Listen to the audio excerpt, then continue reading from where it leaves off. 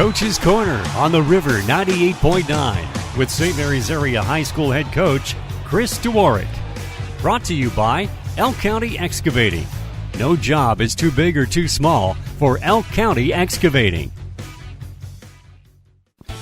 Hey folks, Hi, welcome this to is another Amy edition Almond, of owner of Coach's Elk County Corner. Excavating, a certified woman-owned business. For years, Elk County Excavating has been a community and business leader throughout the area. Our staff has over 45 years experience. Learned that the kids Elk County are angry, Excavating they let one leads slip the way away. in new ideas and Doesn't matter techniques if it for was a good working the team or earth. not. Our They're services upset. include They're, land clearing, road super construction, focused this sewage week, so systems, it's nice to see underground them have that utilities, good demolition, attitude. and other heavy they were- equipment and they services Port for both Allegheny is a residential good and team. commercial customers. Yeah, Elk they County definitely are. Excavating. They have a lot There of is no kids job from too their, big or too small. For a free state estimate, call us championship today team at last year. A lot of 814-834-DIRT. kids returning, so it was Go a tough one because we had Dutch. them. Just let The it slip St. away. Mary's Area And now you Quarterback get to Club is build on it proud for to this support week against Dutch Clarion, football. another tough Dutch one. You guys players got are a tough proven schedule. winners Yeah, on the field and back-to-back off. They're state learning the champ- value or of state teamwork. championship They're game building runner-ups strong last week and relationships this and week, so- leadership skills. Yeah, it is a tough The schedule, St. and Mary's that's Quarterback how you Club. get stronger. Proud That's of how our you get student better. athletes That's how and you proud to measure support yourself St. against Mary's good teams, area so, flying Dutch we're football. close to being a good team. I like our kids' attitudes. That wouldn't trade them for the world, but we're getting close to being where we would like to be here, getting amped up for the playoffs. It's a great philosopher by name of Gary Mitchell from the River 98.9 one time told me you're only as good as your competition. That's true. That's true. It helps. and we'll be bringing the game to you against Clarion on Friday night on YouTube, and so you check that out. Coach, what do we got going on for the weekend as far as how's it look? Well, another tough team. They're a little different. Their team speed, Clarion's team speed is pretty quick. But they have some good players too. They have some weaknesses we feel we'll try to exploit. So kids are excited about the next challenge. Coach, you watch a lot of game films and stuff like that? Yeah, we do, and most of the kids do too. So they, the things we say, the kids know, what the terminology is, things like that. So it's an interesting football language, and they're getting a lot better at watching film and learning what we're trying to teach them. You know, one thing I didn't ask you before, as far as I'm not familiar because I don't pay much attention. Where are you at with the team? Do you have a lot of seniors on your team this year, or what? Where are you at with that? Yeah, we have like 44 kids on the team and 11 seniors. So it's a smaller number. Ratio-wise, that's about right. A quarter of your team should be spread out, but so it's not bad. We have a big junior class, a small sophomore class, and a big freshman class. Well, that's good. And then again, you're building, always building. Oh yeah, definitely. Yeah, we've had a full JV schedule, so those kids are playing every Monday night. So we have all those kids playing football all week. Got a game plan for this game? Yeah, we have a game plan. We did a lot of good things last week, and we're going to try to build off of that. And because Clarion's going to be well coached, so it's a chess match, so we're going to try to stay one move ahead of them. So we'll give them the benefit of the doubt that they're going to react to what we did last week and try to anticipate that and keep the chess pieces moving. So I think St. Mary's area is well coached myself there. Thank you, Chris. Hey, is this weekend homecoming? No, this weekend is normal. Next weekend is homecoming. Okay. Home against Punxsutawney next week. Okay. Oh boy, another tough one. Yep. Hey folks, stay tuned for the game on the River 98.9.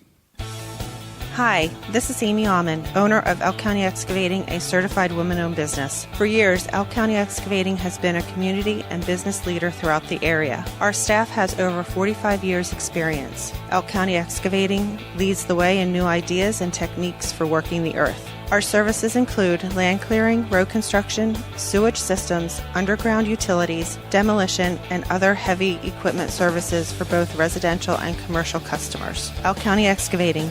There is no job too big or too small. For a free estimate, call us today at 814-834-DIRT. Go Dutch! The St. Mary's Area Quarterback Club is proud to support Dutch football. Dutch players are proven winners on the field and off. They're learning the value of teamwork. They're building strong relationships and leadership skills. The St. Mary's Quarterback Club, proud of our student athletes and proud to support St. Mary's area Flying Dutch football. Coach's Corner with St. Mary's Area High School head coach Chris Dworick has been brought to you by Elk County Excavating. Stay tuned for St. Mary's Area Flying Dutch football on the River 98.9.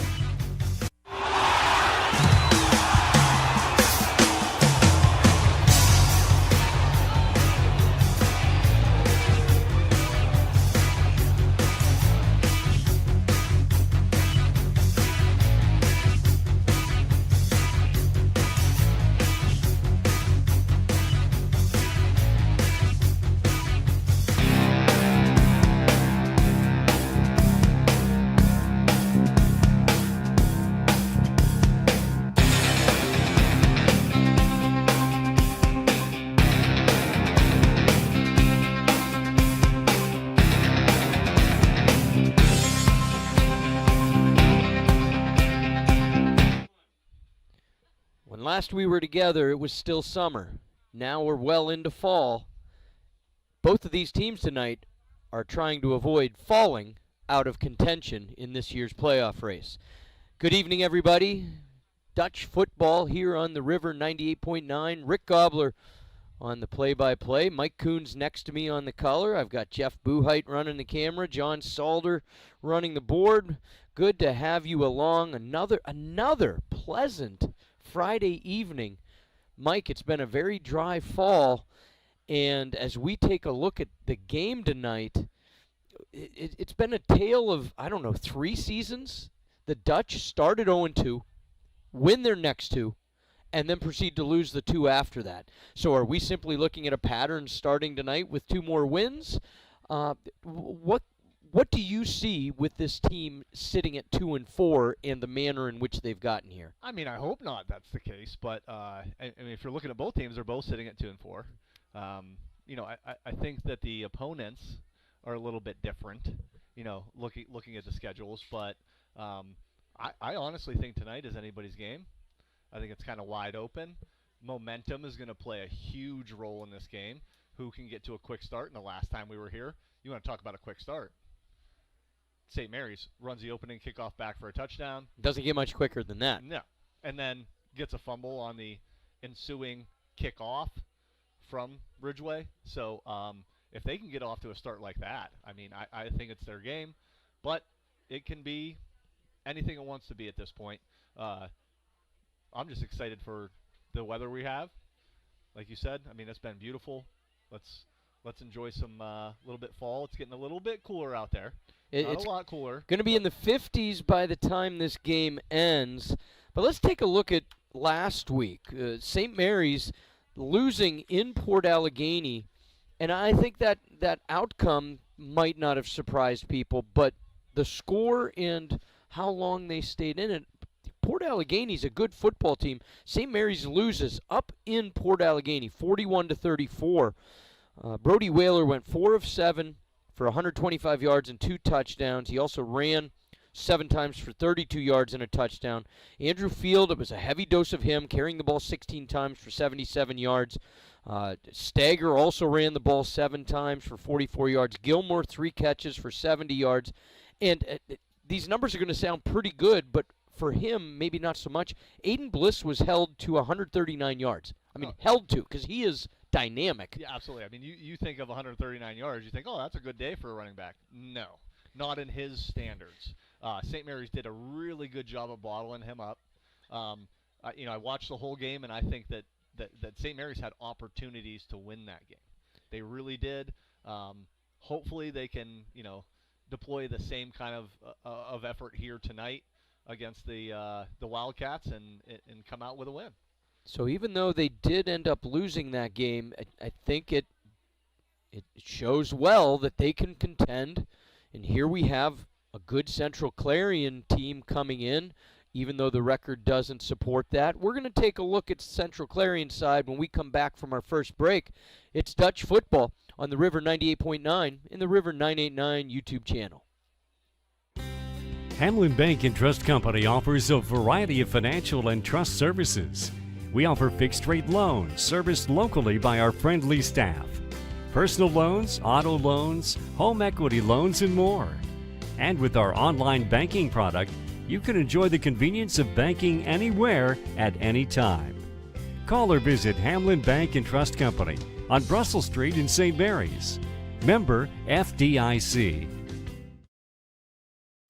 For over 95 years, Art Heary & Sons Furniture has been providing our customers with quality furniture, flooring, and mattresses. Enjoy a bright, friendly atmosphere in which to shop for sofas, love seats, chairs, recliners, and lift chairs. We have sofa tables, end tables, bookshelves, and desks for the living room or home office. Shop our bedroom furniture, including storage bed, upholstered beds, chests, dressers, nightstands, and more. In addition, you can find Restonic memory foam and inner spring mattresses in all sizes and comforts. Come see why we've been voted the area's best furniture and flooring store. Our Heary & Sons Furniture, 125 East Arch Street in St. Mary's. Since 1927, the store for people in love with their home. Here's Eric from Windfall Auto Sales and Service. Yeah, so we specialize in vehicles that are under $20,000. We know that cars are difficult to afford these days, so we're doing everything we can to get the right inventory and keep our prices low for everybody, for a lot of great financing options to make those payments really affordable for people. Full service, you can get everything done here. Our new slogan is Windfall does it all. So we really do all types of vehicle repairs here as well, and we rent vehicles too. Our address is 908 Windfall Road in St. Mary's, and our phone number is 814-834-3962. Visit windfallautosales.com. Back here at Dutch Country Stadium, where tonight Central Clarion comes in to take on the Flying Dutchman. And that Central Clarion team is also 2-4. They're 0-2 in the D9 Region 1 League. Last week at Karn City, they fell to the Gremlins 35-14. That game was tied. Karn City scored the final 21 points of that game. Briggs Beckwith had a 30-yard interception return for a touchdown with 2:12 remaining in the third. That game, Mike, was played without Ethan Rex, and we haven't had any indication yet tonight. His presence or lack of will be a big factor in the outcome of this game. Is that pretty accurate? You're talking about a very good football player in Ethan Rex. He brings a lot to the table. So St. Mary's having to deal with him tonight brings another aspect to the whole game. They got to bottle him up. But if you think about it, they did that with Aiden Bliss. So will they be able to do the same thing? Hopefully, they plan for that. They're going to have Rex back. How are we going to play that game a little bit here? So you're talking about a really good player that's coming back from injury. What level is he going to be at, though? Is he 100%? Is he 80%? Where is he at in the game? Are they going to ease him back into this game, or are they going to just go full bore and let him go? We don't really know that, but we're about to find out. Karn City just came on the field, and down at the 25-yard line on the far side, that is indeed Ethan Rex in full uniform with a hat on. So it does appear that he's at least going to get some playing time. To what extent, we're not sure. Last week in that Karn City game, again, in the absence of Ethan Rex, they had 5 fumbles on offense and 4 turnovers total, 2 interceptions. They lost 2 of those fumbles.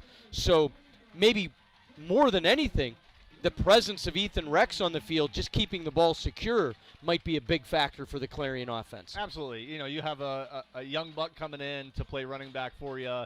I don't really know who stepped in for Ethan Rex there, but you have a sophomore quarterback. Having Ethan Rex in the backfield really helps you out, gives you a lot of comfortability in playing the game. So I know that just having him in the backfield alongside the quarterback is going to really help them out. Last year, I think we have the national anthem coming, so we're going to take our second break. When we come back, we'll take a look at last year's matchup between these two teams. You're listening to Dutch Football on the River 98.9 and the River 989 YouTube channel. This isn't funny. Unlike other insurance commercials, they spend millions to make you laugh. But if you need seriously good insurance for your car, your home, your business, your life, this could be your favorite commercial ever. Seriously good insurance. Steve Straub at the Straub Insurance Agency. Call 834-2490. In Emporium, call 486-7225. Go Dutch! The St. Mary's Area Quarterback Club is proud to support Dutch football. Dutch players are proven winners on the field and off. They're learning the value of teamwork. They're building strong relationships and leadership skills. The St. Mary's Quarterback Club, proud of our student athletes and proud to support St. Mary's Area Flying Dutch football. A ding in your door, a fold in your fender, we'll fix them up right where the accident mender will make your car look good as new. St. Mary's Auto Body. Our guys are the tops, we're the accident pros.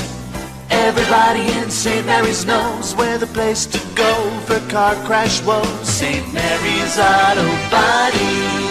We make new friends by accident. St. Mary's Auto Body. Are you looking for a career you'll love with an employer that supports and helps you grow? Are you someone or know of someone that could benefit from individualized and compassionate care?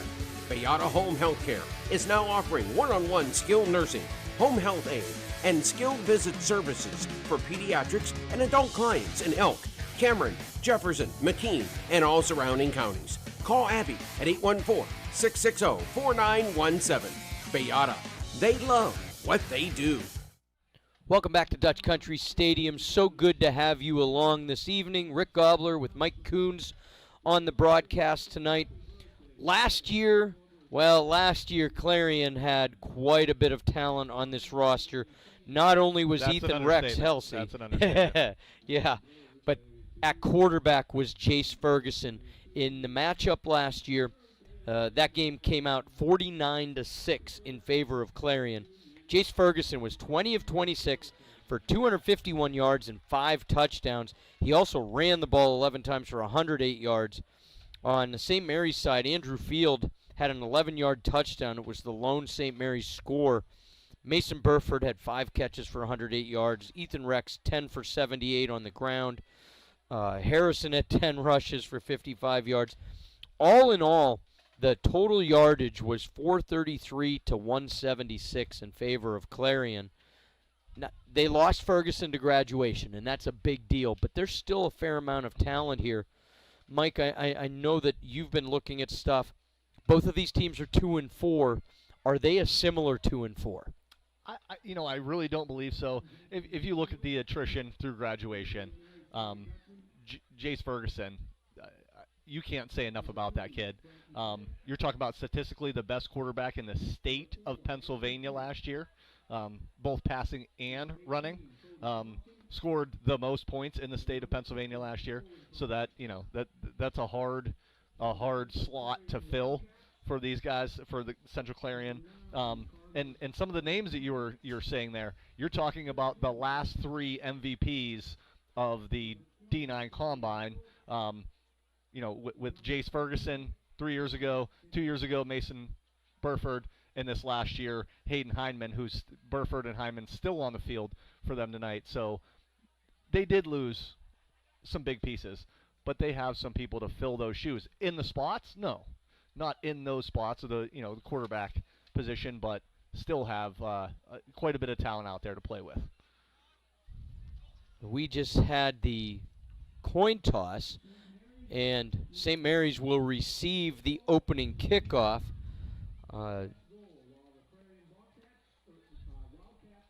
Taking a look, you mentioned the last 3 D9 Combine MVPs.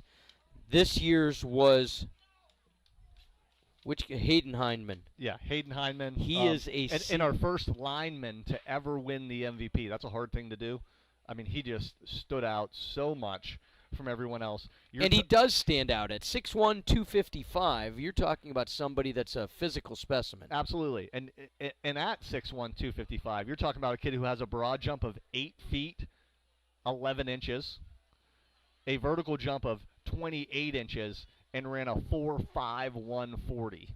the kid is an absolute beast of an athlete. This isn't your grandfather's lineman.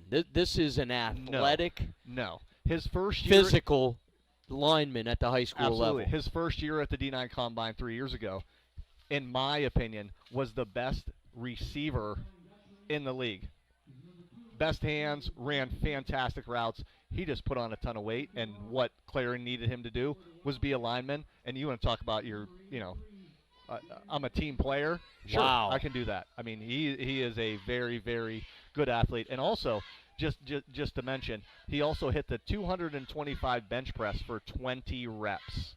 If you're as not a high school senior, that's wild. For those that aren't familiar, I mean, that would be a decent score for some players at the NFL Combine. Oh, yes, absolutely. And we're underway. This is a short kick to open the game. Up man on his feet near the sideline. That is number 20, Bruno Stager.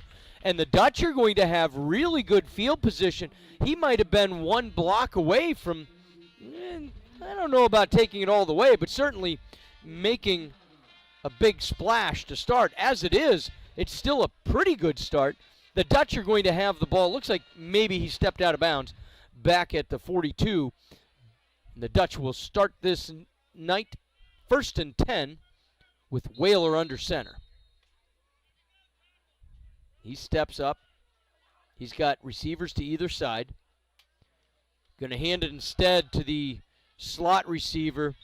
I believe that was Talon Thomas getting pushed around by the aforementioned Hayden Hindman. Yeah, that's a counter play that they ran very successfully last week against Port Allegheny, trying to go back to it. They had a lot of success with that last week to the Stagger kid. This time they're trying to run it to Talon. Not as successful with Hindman there. Only calling it a loss of 1, forward progress. Stager goes in motion. Whaler rolls, looks, steps up. He's going to keep it himself out over the 40 to the 43. He had dropped back quite a bit, so a lot of forward progress, and actually the board had said a loss of 1, but looking at where the down marker is on the far side, call it a gain on the play of about 4. Yeah, ball sits on the 44. St. Mary's going with a waggle concept there, old school wing T style. Kind of a flood concept to the far side of the field. Just nothing open for them. 3rd and 8 on this first possession of the game. Stager rolls. Whaler now looks. Has a man in and out of the hands of Talon Thomas at midfield. Yeah, even if he catches that ball, he's not getting a first down there. But at midfield, maybe you're looking at 4-down territory. But definitely a punting situation here for the Dutchman. 4th and 8. Throughout the year, it's been Tyler Shealy with the punting duties. And it does appear, I believe that is the 51. His heels are at the 31-yard line. Gets it away, nice high punt. And that is Rex receiving it and immediately being welcomed to the field by number 12, Matthew Gilmore. Yeah, great play by Matthew Gilmore getting down there in coverage. Tyler Shealy with a great punt, a lot of height on it to allow his gunners to get down there and make the tackle, and Matthew did a really good job of making that tackle. So Clarion's going to take over 1st and 10 from their own 27. So call it a 33-yard punt approximately.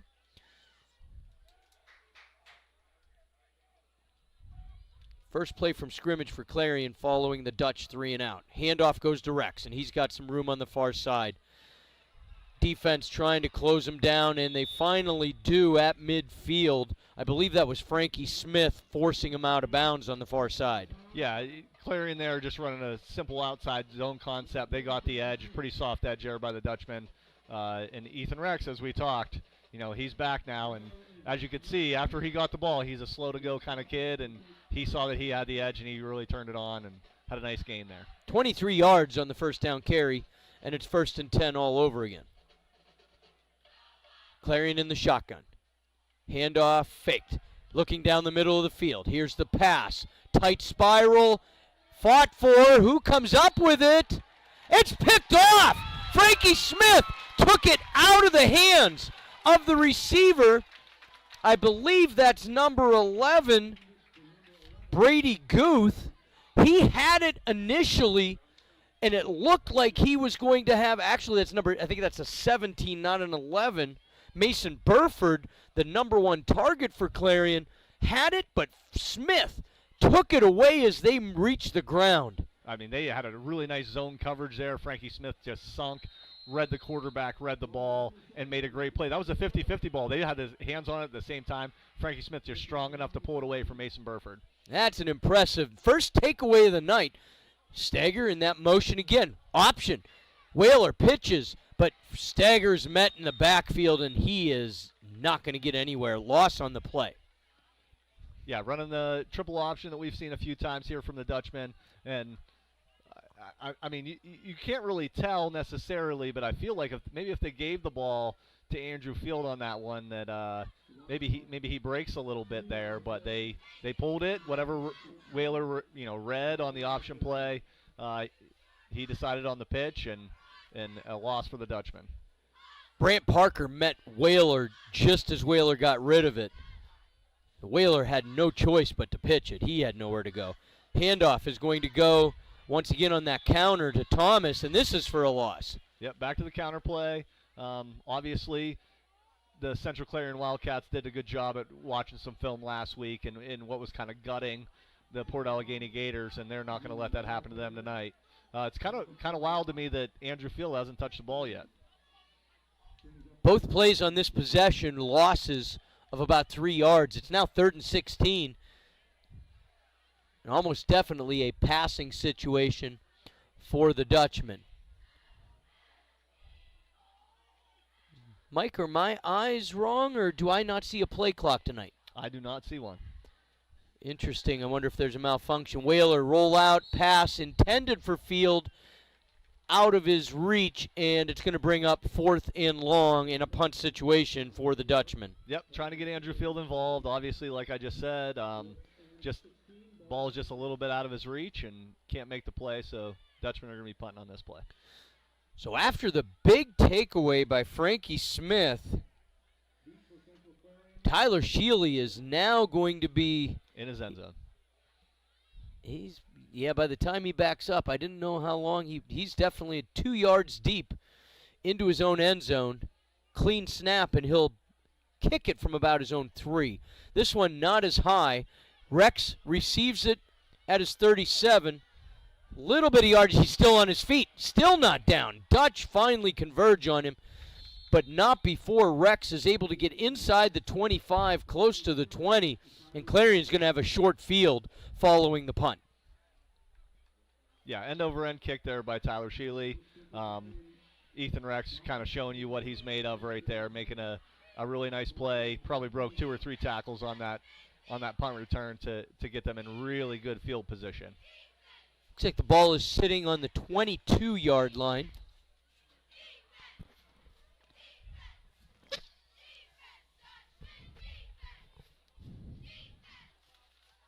Carter Hinman, quarterback duties in the shotgun.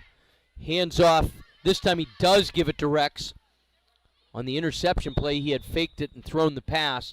Rex inside the 20, down to about the 17. Gain of 5 on the play.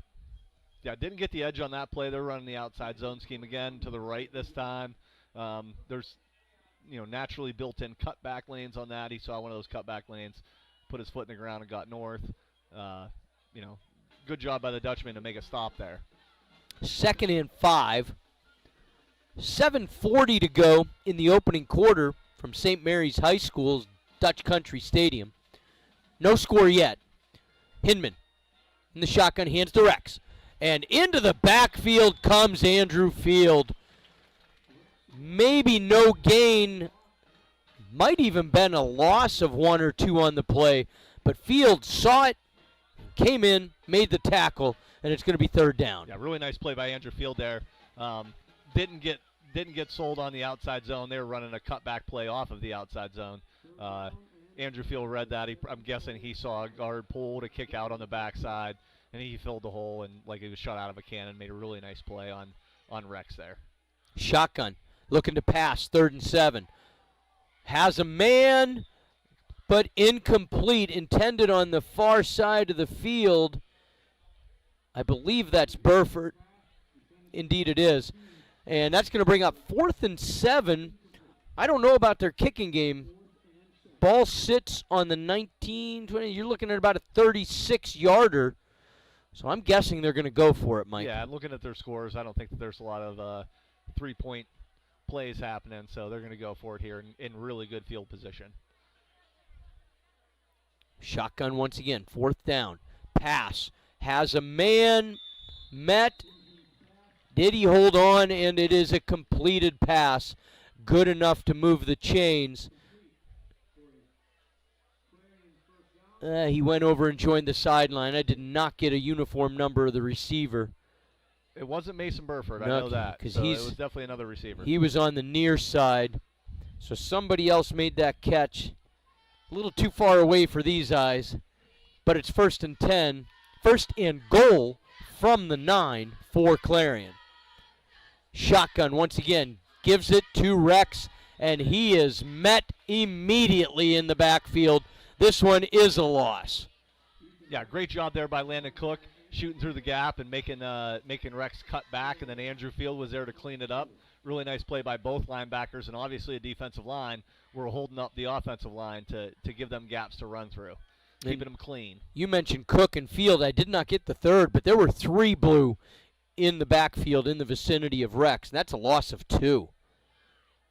1st and goal now from, well, actually a loss of 3. Jump ball in the end zone. Did he get his feet in? He did not. The catch was made on the far side of the end zone by Mason Burford. He went up and got it, but was not able to get a foot down.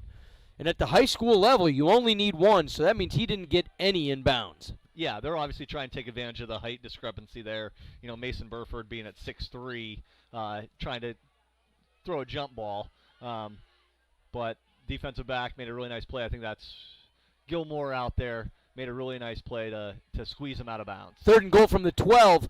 Swing pass or screen pass under pressure, and the receiver wasn't ready. It fell into open turf. So the Dutch defense are forcing another 4th down decision.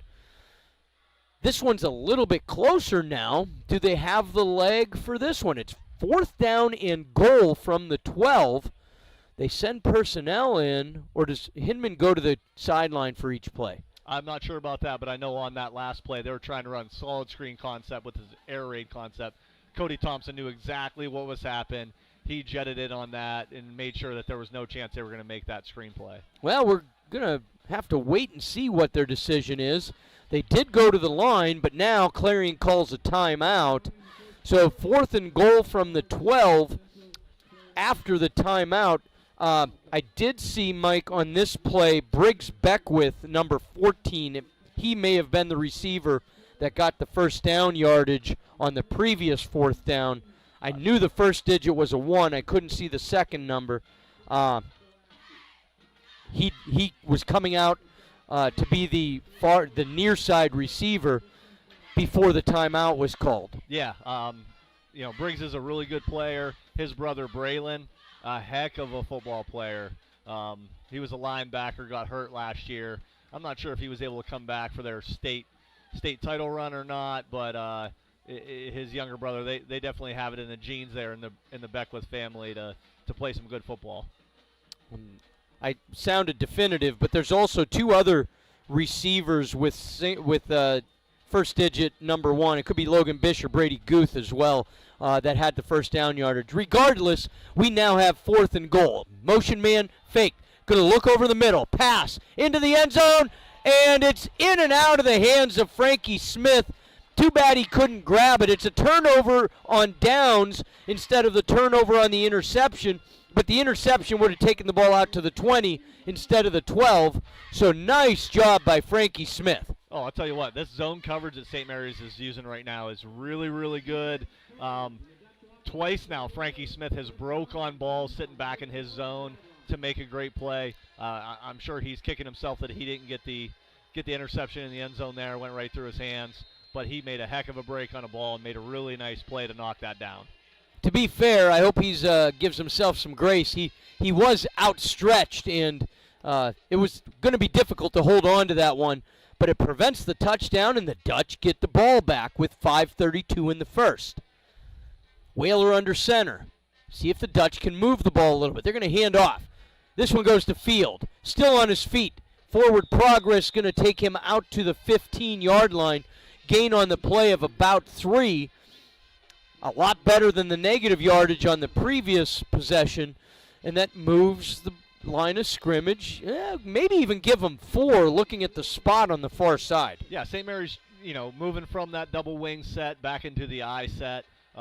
Giving Andrew Field the ball with Landon Cook in there to block for him. 5-yard gain is a really nice gain on first down. 2nd and 6. Whaler fakes it, gonna pitch. Finds his man. I think that was Field in the option play. And indeed it was, and this gets him out to the 20 for another gain of 4. Yep, going back to the option, I'll tell you what, Briggs Beckwith stepped up. You want to talk about, putting your nose in there. You're talking about a big kid in Andrew Field coming downhill at you, and he really put his nose in there to make a stop, because if he didn't, it was out the gate. And Beckwith listed at 5'11", 180, a little bit less of mass than Andrew Field. Another one. Whaler's going to keep it himself. He's got first down yardage. He's met out at the 26, 27-yard line, but not before he moves the chains. Whaler in the option play kept it himself because he had space. He knew he was going to take a hit, but first down, Flying Dutch. Hey, as we've talked about, Brody Willer has done a really, really good job of protecting the ball and making really good decisions as a quarterback. Right there was a great decision by him. He saw that both the option players, defenders were running out on the pitch, and he took it over. 1st and 10, he's under center. Hands it off this time. Short gain. Cook going to get 1, maybe 2 if you're generous, out to the 29. Yeah, and if you're going to go with this option game, then there's times where you have to give the dive. You have the dive, you have the quarterback keep, the triple option, and then the pitch. You have to give the dive to keep a defense honest. So I think a really good job there by the Dutchmen, play calling, whether they said they were going to do that or whether Brody just read it, but really good job of doing that. Gain of 1 on the board. Handoff this time is going to go to Field. Turns, spin move, out over the 35 to the 37-yard line. Nice play by Andrew Field. And that's going to be a gain of 8 and gets them, it's going to be 3rd and 1, Mike. Yep, little counter action there, trying to sell the triple option and coming back over the top with Andrew Field on the little inside trap play. Heck of a play by Andrew to spin and keep moving and get the ball almost to the first down. Because it was going to be a nice pickup of 4 or 5, but that spin move earned him the extra yardage. It just always seems like Andrew Field gets the extra 1 or 2. Handoff, nope, and it did go through. Got me on the fake. I bit Brody, nice job. And it's going to be first down yardage. Yeah, the Dutchman obviously doing a really good job in teaching that option offense that it's hard for us to tell where the ball's going. So the defense down at field level, it's really hard for them to tell where the ball's going. It went to Landon Cook. Coached really, really well on that. Landon did a good job of keeping his feet turning and getting the first down there. So gain, he ended up with 3 and moves the chains again. We're now inside 2 minutes to go here in the first quarter. Whaler looking to throw this time. Has a man. Throws deep, just a little bit too far. Intended for Talon Thomas. Incomplete. It went at about the 25-yard line. Yeah, so another D9 kid, Jackson Moranvitz, who did a really, really good job at DB, was running step with the receiver there, Talon Thomas. Honestly, I think Brody probably just kind of saw that was happening and said, I'm just going to throw it out in front of him. We don't want to make any stupid plays here because Brody does a really good job of protecting the football. So put it where either Thomas can get it or nobody can get it. Absolutely, yep. Great decision by Brody. 2nd and 10 now. Whaler under center again, I formation. Gives it to the first man through. No, he doesn't. Sold the fake, kept it himself. He's going to get out to the 44. Gain of 4 on the play for Whaler. I mean, in my eyes right now, you're looking at two really well-coached football teams, and that number one, the defensive line are tackling the dive player, right? They're not watching what's happening. If the ball is put in the belly of the dive player, they're tackling them, and St. Mary's coached up really, really well in running this triple option, and that you can't tell who's getting the ball. So just, kudos to both coaching staffs here. 3rd and 6, manageable distance. Could give it to Field, and they do. Met, brought down, near midfield. Call it the 47 2/3. We'll give him the 48. Gain on the play for Andrew Field, but it is going to bring up 4th down and about 2.5. And I think because of where they're at in the field, they're going to boot this away rather than take a chance. Yeah, St. Mary's coming out, changing a lot of personnel. Obviously, their punt team comes on the field, and they're going to punt the ball away here. But what a positive possession, Mike. This started back at the 12-yard line. They're going to flip the field. It is a short punt, but they've gotten the ball, and they get a nice bounce. It takes a Dutch bounce down to the 20-yard line. So even though Tyler did not get a lot of distance in its flight, it ends up being a 32-yard punt when all is said and done, and that's a positive possession for the Dutchman. Absolutely. You flipped the field right there. St. Mary's started at their own 12-yard line, and now Clarion takes the ball over at the 20. You're flipping the field, make them march the whole way down here to get a score. This is a heck of a ball game as we've started so far. We're scoreless. The Dutch defense has held tough on a couple of threats early in this game. Hinman, handoff to Rex.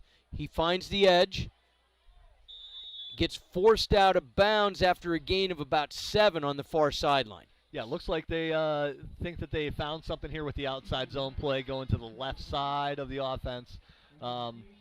Soft edge there by the Dutchman, and they're trying to take advantage of that. I would expect to see a lot more of this outside zone play to the left or a counter play back to the left. Mike, I don't know if we didn't talk about this in the pregame. Are you aware of Rex's injury last week? I am not. I'm not sure what the injury was. So we don't know what it is. Could he have a reduced workload tonight? He looks good so far. High snap. They give it to the second man through, and that's going to be a loss on the play. Met in the backfield. Can you get a uni number of the Dutch tackler? Is that Owen? I honestly don't know. I'm struggling with the glare on the window here. So I think that's Owen Thompson that was able to bring down the ball carrier, and we're going to head to the second quarter in a scoreless game. You're listening to Dutch Football on the River 98.9 and the River 989 YouTube channel. If you're fixing it up or building it new, Burke's is the first place to go. Burke's Ace on the $1 Million Highway, providing high-quality building materials and supplies to builders, contractors, and homeowners. Be sure to check us out on Facebook. Find out about the latest great offers, discounts, and sales. And visit us online, Burke'sHomeCenter.com. Burke's Home Center and Rental Place. The French Press on the $1 Million Highway is ready to make your day delightful with our all-day breakfast offerings. Treat yourself with a cup of rich hot cocoa and indulge in the sweetness of our delightful crepes. The French Press features lunch specials, soup specials, seasonal crepes, seasonal coffee. Check out our daily and weekly specials on Facebook and stop in and see us at The French Press, located on the $1 Million Highway in St. Mary's.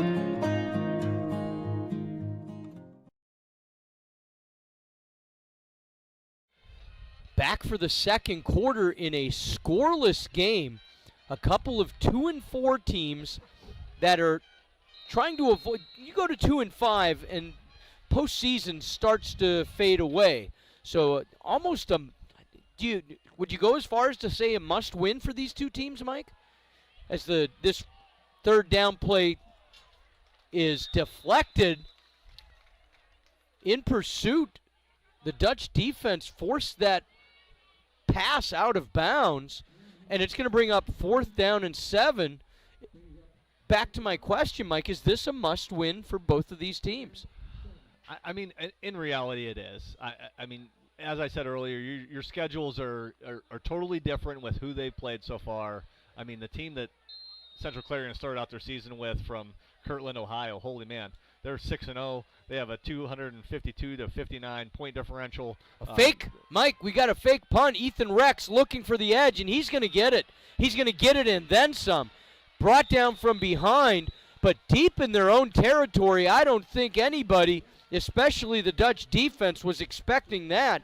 And Rex gets out to the Clarion 44, and instead of punting it away, they're going to keep possession and move the chains. Well, as we stated earlier, Ethan Rex could be the differential maker in this game, and he's already kind of made his statement that he wants to be. So that's a heck of a fake punt call there by Davey Eggleton to get this Clarion team on 1st and 10 at the, the 44-yard line. That's a heck of a play. And I don't know if he does any punting normally or if that was just a miss. This one goes to Rex on the end around, and he's finally forced out of bounds. He gets into Dutch territory and down to the Dutch 42. Yeah, Frankie Smith stepping up from the corner position and make a nice play there. Otherwise, he had the sideline and he was gone. So Frankie did a really good job of setting the edge there, even though it was a little bit down the field, to make a play and make that tackle from the safety spot. So we're just underway in the second quarter. Scoreless game, but a fake punt and now a big gainer on 1st down. And Clarion goes from giving the ball back to St. Mary's to instead entering St. Mary's side of the field. Fake the handoff. He did give it to him. My goodness, these guys are getting me to bite. That went to Burford. I thought for sure he faked it and pulled it back. Instead, Burford's going to have a gain of about 6 on the play. Yeah, Clarion here just trying to do whatever they can to get the balls in the best player, or get the ball to the best players on the field, right? Ethan Burford, a heck of a player. So, St. Mary's with his zone coverage is kind of hindering the pass game, so they decide they were going to give him on the jet sweep. One of my favorite plays of all time in football is the jet sweep, hence why I named my son Jet. Indeed. Shotgun now for Hinman. Gives it to Rex, and he is going to be met in the backfield and brought down. No gain on the play. Might even be a loss of 1. I'm sorry, I called Rex. I saw 22. That is 32. Alex Love. He got the bulk of the duty last week, carrying the ball 10 times for 34 yards. Got this one, and they're going to call it no gain on the play, no loss either, and it's 3rd down and 5. Owen Thompson did one heck of a job getting off a block and running down the line from the left side defensive tackle to make a play on the right side of the field. Wow. 3rd and 5, shotgun. Straight drop this time. Looking far side, has a man, and it is complete. Caught for a 1st down at the 28-yard line, and no surprise, favorite target, Mason Burford, with the catch. Yeah, just nice little out route there by Mason Burford. Sold the vertical and then broke it off on the out. Talon Thomas in step with him just a yard away, but I'll tell you what, Burford might be rethinking making some of those catches anymore, because Talon Thomas laid a heck of a hit on him right there. Those add up over time. They're in the back of the mind. Let's see if it factors in later in the game. Right now it's 1st and 10 following the completion. Inside, or approaching 9 minutes. Handoff goes to the 3rd man through. Little misdirection. Gain of about 5. Yeah, Clarion here trying to take a play out of St. Mary's playbook and running the counter. And what did they get, 5 yards there? It looks like they're going to give 5. On the board, they're giving 4. Ball now sits at the 24-yard line, 2nd and 6. Yeah, Clarion has a lot of coaches that are, long in the saddle.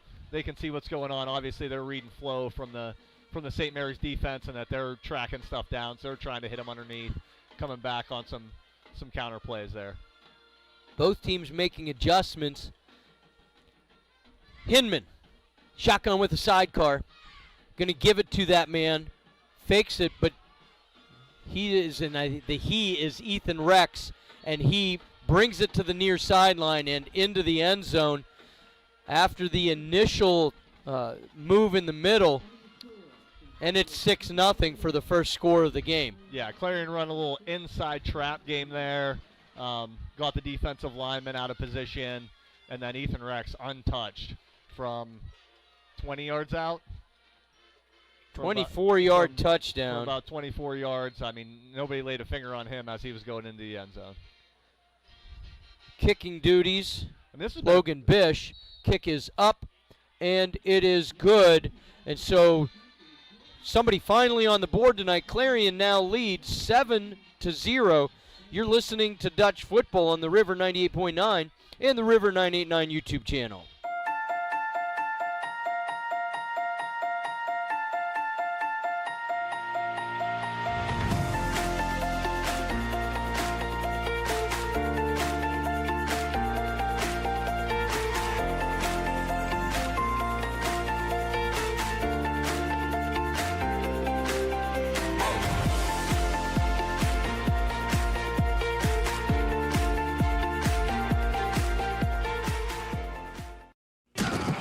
Go Dutch! The St. Mary's Area Quarterback Club is proud to support Dutch football. Dutch players are proven winners on the field and off. They're learning the value of teamwork. They're building strong relationships and leadership skills. The St. Mary's Quarterback Club, proud of our student athletes and proud to support St. Mary's area. So the Ethan Rex fake punt changes the layout of this second quarter, and Rex with the 24-yard touchdown run to top it off. Live ball, Frankie Smith finally picks it up. He left it there a little too long, and it let the coverage team make their way to him. He finally grabs it, but it's going to be a long field now for the Dutchmen. 1st and 10, starting this drive at their own 7-yard line. In my opinion, what a bad break for Frankie Smith there. You know, that ball had some heat on it. Looked like it was going to carry into the end zone. He definitely read it that way. Hey, it's an oblong ball, and it hit the wrong tip, and it came back, and Frankie was kind of stuck at that point. Trying to figure out what to do. You go into panic mode. You don't want to become Caleb Johnson and leave a live ball for the, on a kickoff. Unlike a punt, that's live, and he finally fell on it. Timeout called by the Dutchmen, so that's their first timeout of the half. Both teams still have 2. We're at the 8:17 mark of the second quarter. Clarion just took the lead on a 24-yard Ethan Rex touchdown run. We sit at 7-0. St. Mary's holding strong on a couple of these possessions. But that Rex fake punt just led to some breakdowns. See if they can get some momentum back.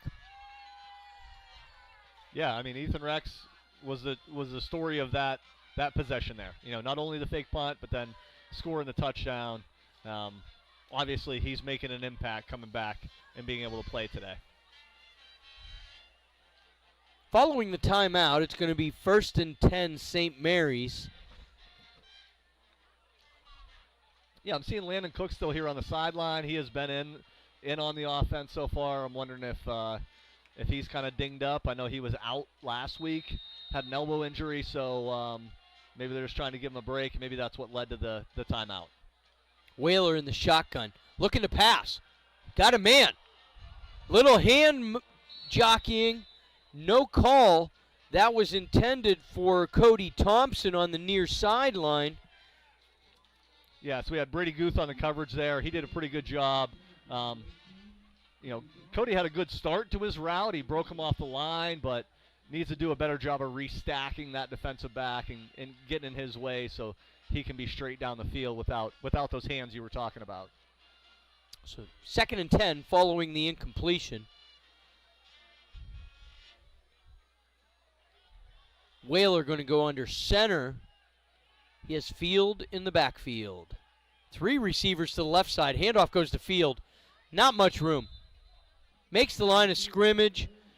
I don't know if they're going to give him any forward progress. It's going to be 3rd and long. Yeah, the Clarion Wildcats definitely sniffed that one out. They started out in a 2-high shell, 2 safeties deep, and then they rolled down, put one of those safeties down into the box as a defensive back. That was Jacob Gobler, rolled down into the box as another linebacker, and that's just too many guys in the box for. I think you looked at our roster. Oh, sorry.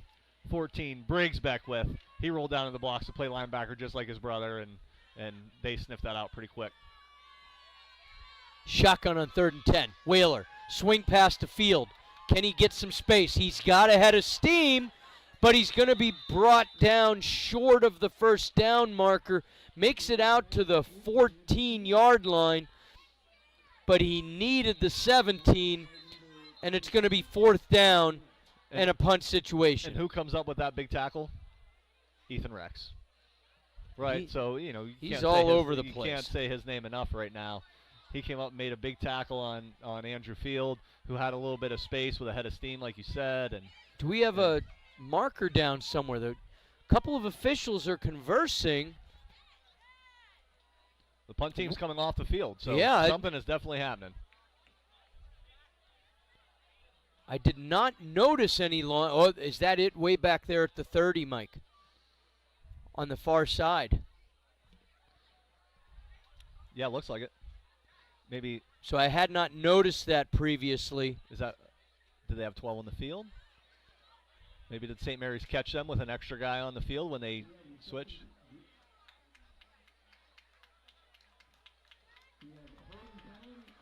So it's going to be an automatic first down. I think that might negate the play, the yardage. Did I see a holding? I couldn't tell what the call was, to be completely honest with you. But either way, St. Mary's has a first down.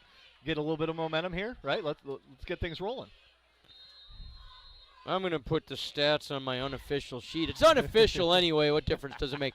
Swing pass went to Field for about 7, but then the penalty gave the automatic first down, and then ball sits on the 24. Whaler in the shotgun.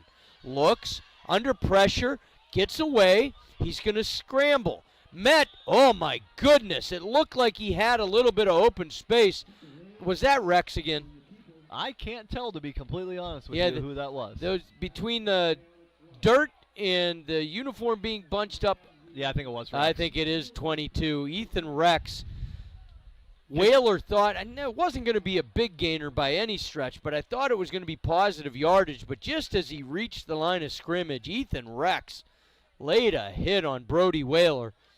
No gain as a result. But, hey, Brody's showing his toughness here. He stepped right back up, and he's ready to play quarterback again. Well, and it's better than the loss of a sack, because he had felt the pressure that made him go into the scramble. Absolutely. 2nd down and 10. This handoff is going to go to Field. Can he get around? He's got a little bit of room. Tries to get over the potential tackler, but he untied his shoe as he jumped. He's out over the 30 to the 32. Yeah, Andrew Field, using his speed, was able to get around Ethan Rex that time, right? So obviously we got a little bit more speed there, but number 18, Jackson Moranvitz, just came up and made that shoestring tackle. It looked like Ben Roethlisberger when the bus fumbled. Oh, my goodness. Saving the day, because there was a lot of green if Andrew got past that player.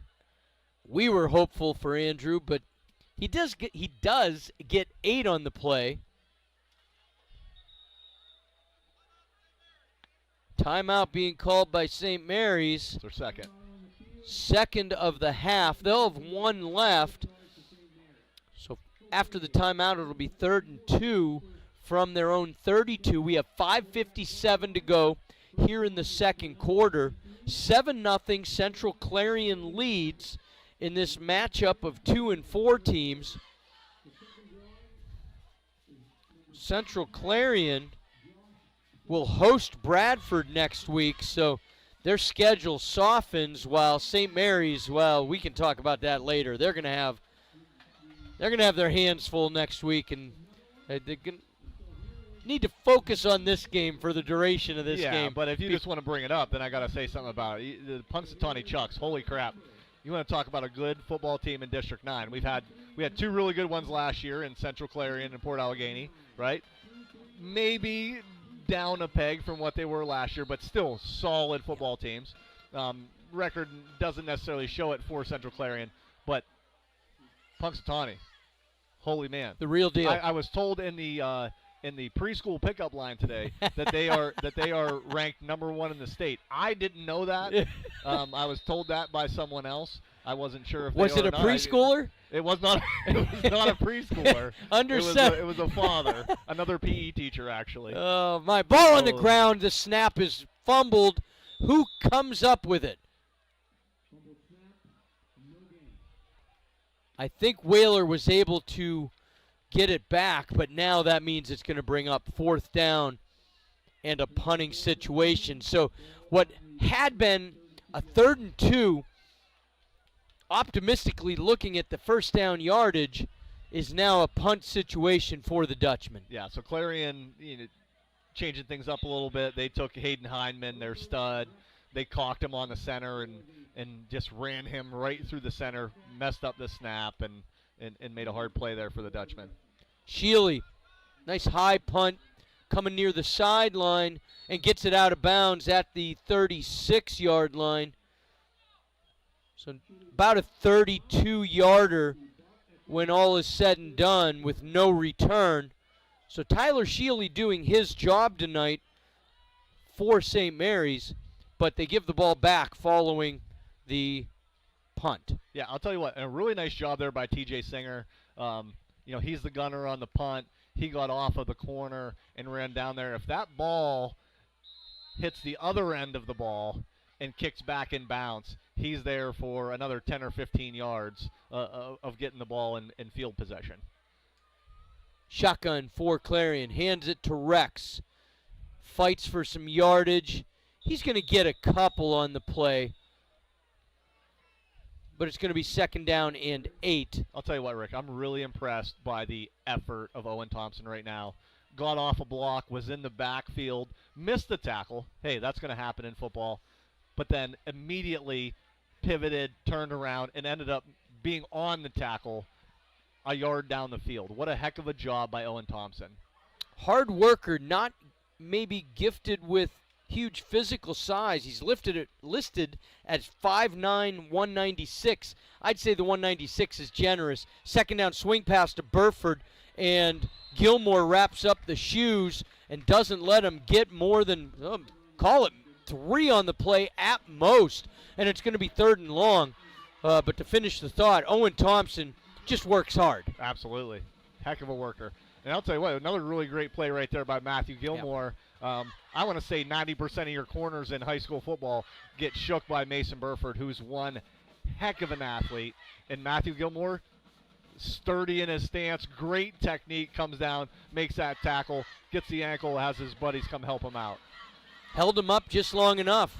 Hinman in the shotgun. Short drop, pass, middle of the field. He's wide open, and it's going to be 1st down yardage for Logan Bish on this particular pitch and catch, and he gets into Dutch territory. So they hold strong on the first 2 plays, but Hinman to Bish, and the Clarion offense moves the chains once again. Yeah, obviously Clarion here is starting to realize in the passing game that St. Mary's is running this this cloud coverage, cover 4, if you will, and they're just going to try to find the holes when they can. Instead of going to the outside like they had been doing, they're going to go back to the inside. Hinman looking, near sideline, has a man. He makes the catch, but there was an initial bobble, does not secure it until after he was out of bounds, and Brady Guth does not get the reception. It'll be 2nd and 10. Yep, Clarion there running a shallow cross concept, bringing the outside receiver or the slot receiver all the way across the field to try to find holes in that zone. Ended up clearing out on the backside, just couldn't make the catch. Good job by the Dutchman of pushing him out of bounds when he could have been in bounds right there. Hinman, shotgun with the sidecar. He's got receivers to either side. Looking on the near side, and it was nearly a pick, and Matthew Gilmore had lots of daylight in front of him, and he knows it. That was intended, I believe, for Guth, and Guth still had enough of a hand in there to prevent Gilmore from cleanly picking that ball off. had he done so, Mike, he'd still be running. Absolutely. You want to talk about good technique. Matthew Gilmore is probably one of the best technique-based corners I've seen in a long time. Doesn't let anything rattle him, keeps everything in front of him. He's doing one heck of a job here and using his technique to give him the best chance possible to make a play. Hinman 3rd and long, and big pause. Tyler Shealy had his hands up, interfering with the sight lines, got a piece of it, and it falls incomplete. Tyler Shealy not letting that one get through. Yeah, Tyler at 6'2", he's not letting that ball come through, right? He got up. He showed a little bit of a vertical jump there, right? Knocked that ball down. It was coming through. He looked like Cam Hayward, right, getting up to knock a ball away, who I think leads the NFL in tipped passes at this point. It could be. I talked to Tyler in the hallway this morning, asked about his mom, and then I got to see Lish tonight. There's that little rollout. So Rex gave the indication that maybe he would do it again. This one he does boot away, and it's going to be Dutch possession at the 17-yard line in that vicinity. But wearing pink tonight, it's the pink game, and it was good to see Alicia Shealy heavily involved in the quarterback club, and with her recent fight.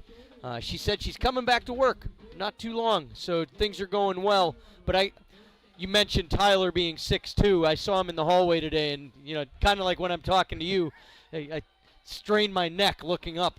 Tyler's a big boy, and I need a step stool to look eye to eye. Yeah, well, Tyler might need a step stool to look at me, but no, he's a heck of a kid and a really good player, and he made one heck of a play there to make them punt the ball away. Pitch to the right, and Andrew Field trying to find some space, has a blocker, and now he fights off. He wanted to spin back inside. He is going to get a few, but it looked like it had the chance of becoming a big gainer. It's going to be a gain of 4. Call it 4 on the play for Andrew. Yeah, a really nice play by Andrew there to get outside. Beat the first defender that was trying to set the edge with speed, and then on the edge there was trying to get a block from Matthew Gilmore. Sometimes it's hard in that much space to figure out where you're supposed to take that defender, and Matt kind of got caught in the middle, and Andrew just kind of put his head down and got what he could get. He certainly had the body language that he wanted more based on what he saw when he turned the corner. It's 2nd down and 6. Handoff to the first man through, still on his feet. Out over the 35, Landon Cook with some hard-fought yardage, and that's going to be a gain on the play of 15 yards for Landon Cook. That's a fantastic run by Landon Cook. You want to talk about yards after contact, man. He had a lot of contact there, and he just ran through it all, spinning, running guys over. Great job by Landon on that play. The senior putting his head down and grinding. But now the clock is running on this first half. Whaler in the shotgun, rolling to his left. Pass knocked away. Is that who I think it was? Yeah, it is. The big pause of Hayden Hinman, the senior Mike was talking about earlier. And it's going to be an incompletion. The positive there, Mike, is that the clock does stop.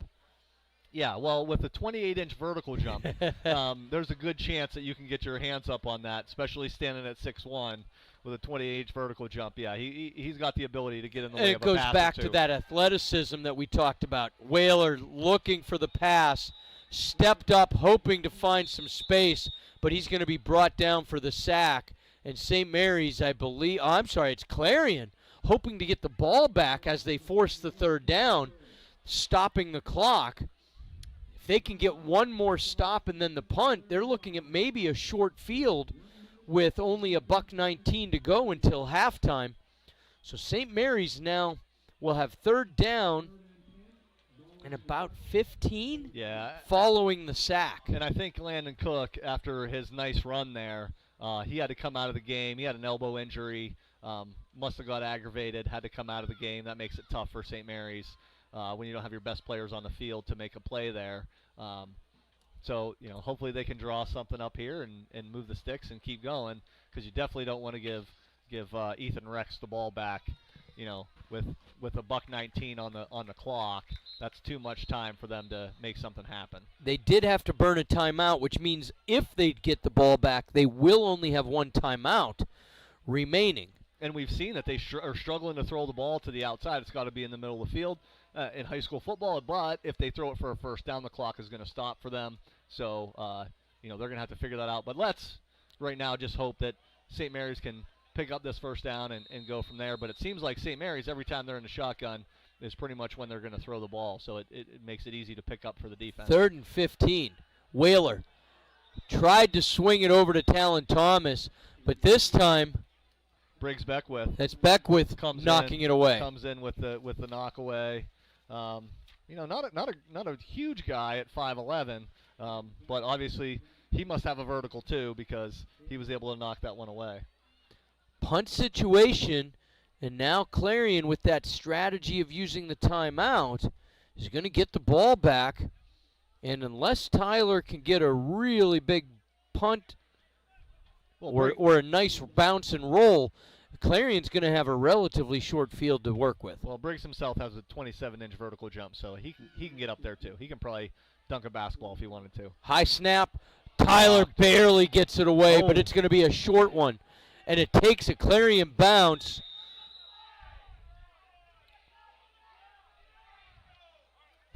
No flags on the play. The Dutch faithful are calling for one.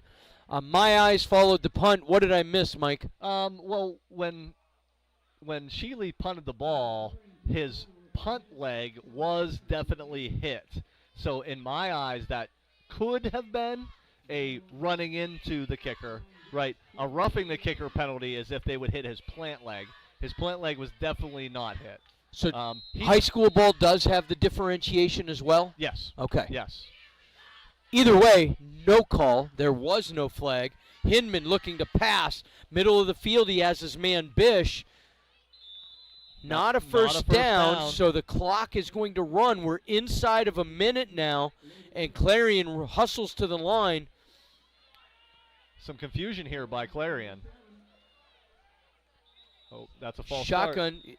We have a false start, so they get the clock stopped, but they're going to get penalized 5 yards in the process. So number 10, Logan Bish, and just trying to get the ball snapped. He wasn't sure if he's an outside receiver, whether he was supposed to be on the ball or off the ball, depending on the formation. And he went to move on the ball, and they called the false start on him. If he was off the ball, they wouldn't have had enough men on the line anyway, so you're going to get a penalty either way in reality. 45 seconds left. Now 2nd down and 8. Ball sits on the Dutch 42. 7-0 our score. Clarion leads. The Dutch trying to keep it that way and head into the halftime. Hinman, pass, middle of the field, incomplete. Thomas in coverage on Burford, and it's 3rd down and 8. So, coaching-wise, you're wondering, was that a good thing to be an incomplete pass or a bad thing? Because if he catches the ball, he's short of the yardage. Short of the yardage, so the clock is still running. Now you get a stoppage of the clock. They got some more time. They can kind of reset here. That's a 50-50 kind of thing there. 6-7, as the kids would say. Oh, don't even go there. Shotgun. Hinman steps up. He's going to go deep. It's a jump ball. Who comes down with it? Out of bounds. Finally get a signal. It almost looked like the officials were going to call it complete the way they were converging on the spot, but finally one waves it out of bounds, the other gives the incomplete motion. Sorry for the delay on the radio side. If you're on the if you're following on YouTube, then you saw the little bit of confusion. But for those on the radio side, a little hesitation on my part. And yeah, the back judge came in. Not super quick, but a little bit off the back, and he was waving it out of bounds. Obviously, I think that was Burford. Burford must have had a foot out of bounds. 4th and 8. Hinman looking, pass, complete, and he's going to have first down yardage and more. Brought down at the 27-yard line, 21 seconds to go. And that's a first down, so the clock is going to stop here. Clock stops until they get to the line. Now it's running inside of 20. Hinman from the 27. Shotgun, looks, has pressure, pass over the middle. This is caught. That's Ethan Rex at about the 13. Timeout is going to be called by Clarion, their last of the half. 6.6 seconds remaining in the first half of play. No timeouts remaining, probably only one shot, right, Mike? I mean, yeah, I mean, in high school football, you pretty much have one shot here.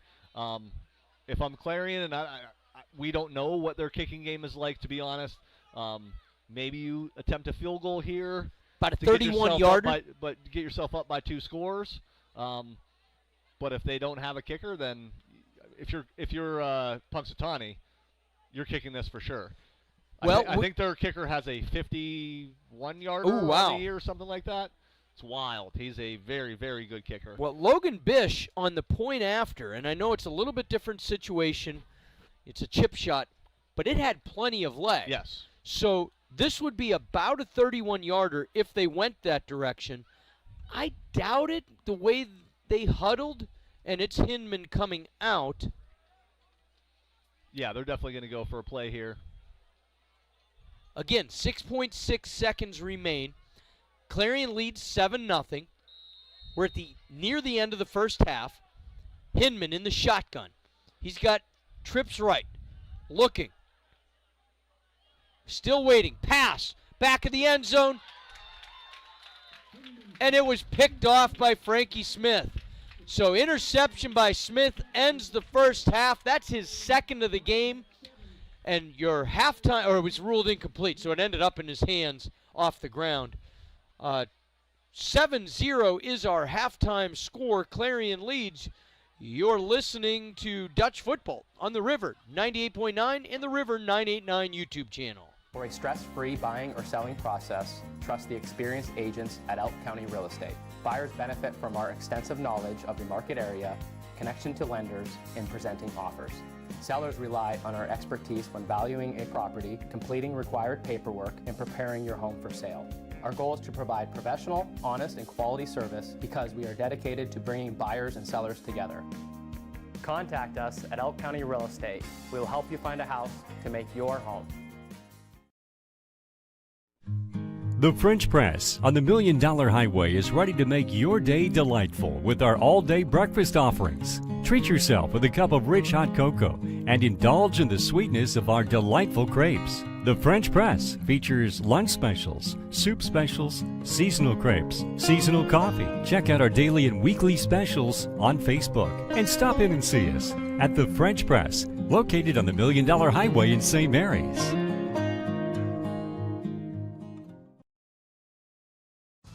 Some of my favorite memories are set in the warm summer sun. These memories are so important to protect, just like my family. You can find that protection with St. Mary's Insurance Agency. Affordable protection and superior service from Erie Insurance. Auto, home, business, and life. Your Erie agent is waiting for you. Call St. Mary's Insurance Agency for a quote today. 814-834-2897. For over 95 years, Art Heary & Sons Furniture has been providing our customers with quality furniture, flooring, and mattresses. Enjoy a bright, friendly atmosphere in which to shop for sofas, love seats, chairs, recliners, and lift chairs. We have sofa tables, end tables, bookshelves, and desks for the living room or home office. Shop our bedroom furniture, including storage bed, upholstered beds, chests, dressers, nightstands, and more. In addition, you can find Restonic memory foam and innerspring mattresses in all sizes and comforts. Come see why we've been voted the area's best furniture and flooring store. Art Heary & Sons Furniture, 125 East Arch Street in St. Mary's. Since 1927, the store for people in love with their home.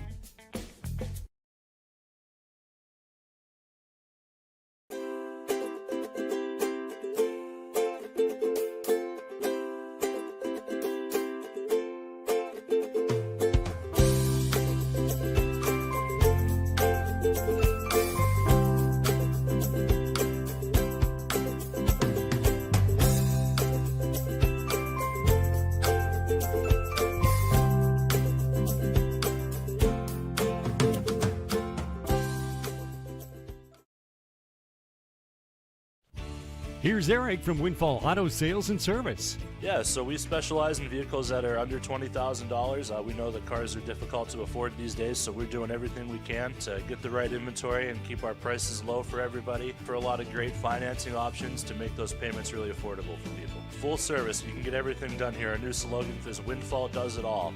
So we really do all types of vehicle repairs here as well, and we rent vehicles too. Our address is 908 Windfall Road in St. Mary's, and our phone number is 814-834-3962. Visit windfallautosales.com.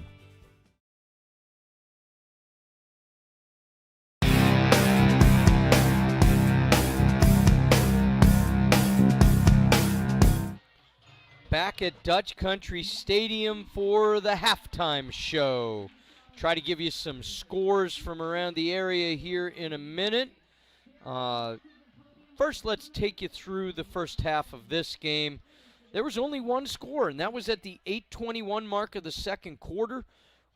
Ethan Rex capped off a scoring drive that followed his fake punt. Looked like the Dutch were going to get the ball back in pretty good field position. Fake punt resulted in a first down. They drove down the field. Ethan Rex from 24 yards out ran it in. Logan Bish with the point after, and that's all it's been. It's 7-0 Central Clarion. For the Dutch in the first half, my stats, as always, unofficial. Brody Whaler I have as 1 of 5 passing for 7 yards. Andrew Field with 7 carries for 31 yards. Brody Whaler, 4 carries for 16 yards. Landon Cook, 3 carries for 10 yards. For 15 yards. A couple other counter plays that resulted in no yardage for the Dutchman. Frankie Smith had 1 interception in the first half and 2 close calls on others. He had a very good half defensively. And that's all there's been. It is 7-0 Central Clarion. Clarion will get the ball to start the second half. Around the area, Brockway leads Bradford at home 33-6. Otto Eldred ahead of Cameron County 6-0. Clearfield and Bald Eagle area scoreless, although that might be a no update situation, along with Cowdy Smethport and Kernsville Moshannon Valley. All 3 of those games on the D9 and 10 sports.com scoreboard are listed as scoreless in the first quarter.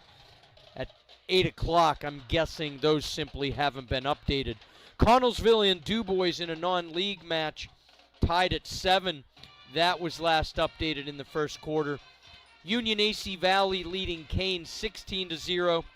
Karn City facing Westinghouse, one of the Pittsburgh City schools, leading Westinghouse 7-0. Keystone shutting out Bucktail 35-0. Montauk and Ridgeway listed as scoreless in the first quarter. Port Allegany Brookville scoreless in the second quarter. Interesting, Brookville holding Port Allegany to no points in the first. And Punxsy shutting out Red Bank Valley. We'll talk more about Punxsy later on, and we will see them next week. 22-0 as they are on the road, I believe, taking on Red Bank Valley. We're going to take a break, and then we'll be back for our second segment. 7-0 Clarion leads the Dutchman on the River 98.9 and the River 989 YouTube channel. Hamlin Bank and Trust Company offers a variety of financial and trust services. We offer fixed-rate loans serviced locally by our friendly staff. Personal loans, auto loans, home equity loans, and more. And with our online banking product, you can enjoy the convenience of banking anywhere at any time. Call or visit Hamlin Bank and Trust Company on Brussels Street in St. Mary's. Member FDIC. This isn't funny. Unlike other insurance commercials, they spend millions to make you laugh.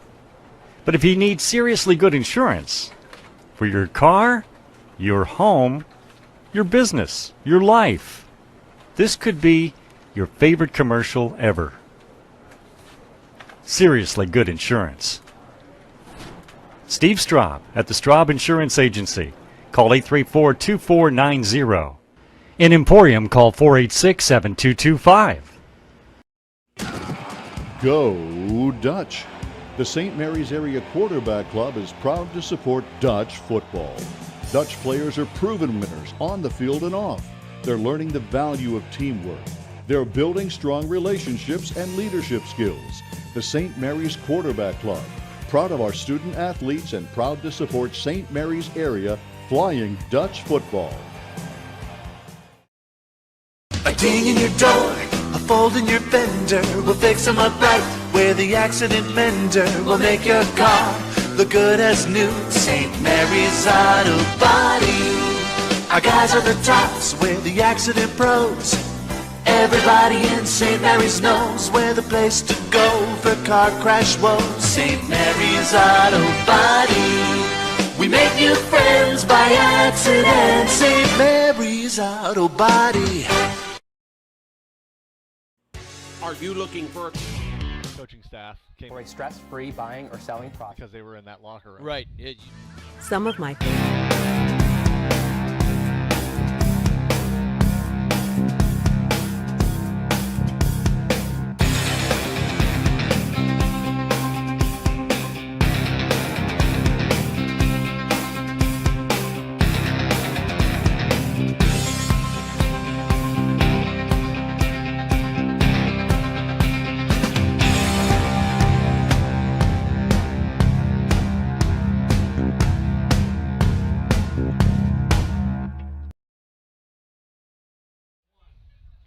Back at Dutch Country Stadium.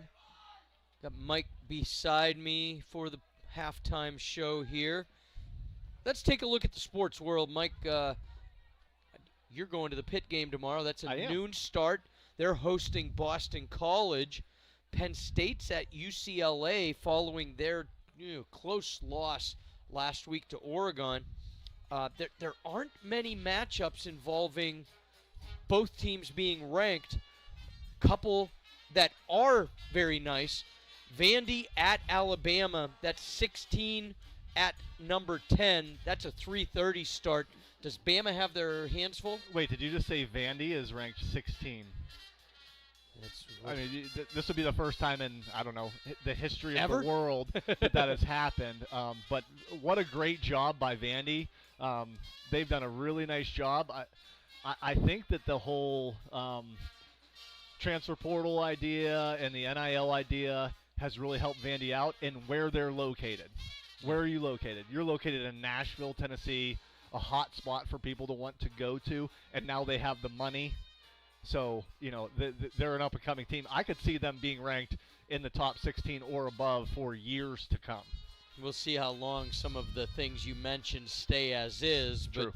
But number 3, Miami, is at Florida State. Florida State, number 18. That's a 7:30 start tomorrow night.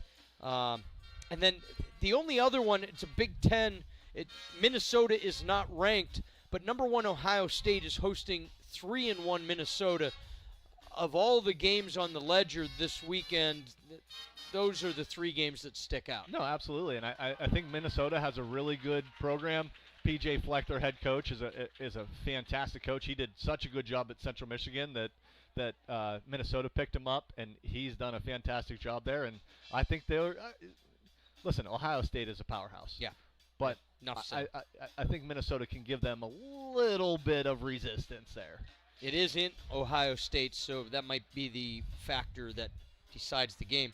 On our side of things, Mike, my Slippery Rock team fell to Cal last week.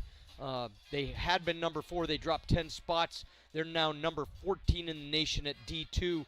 They will be going to Gannon. Gannon is 0-4, so you should get back on the winning side. Your IUP team is hosting Edinburgh for homecoming tomorrow at 2 o'clock.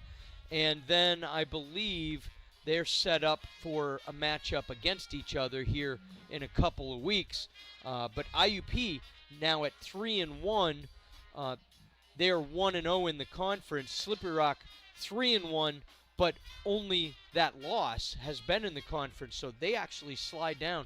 Cal has taken charge. They're 4-0 in the PSAC West Division. Yeah, I think both of those teams are if you want to make a national championship run, they have to win this week.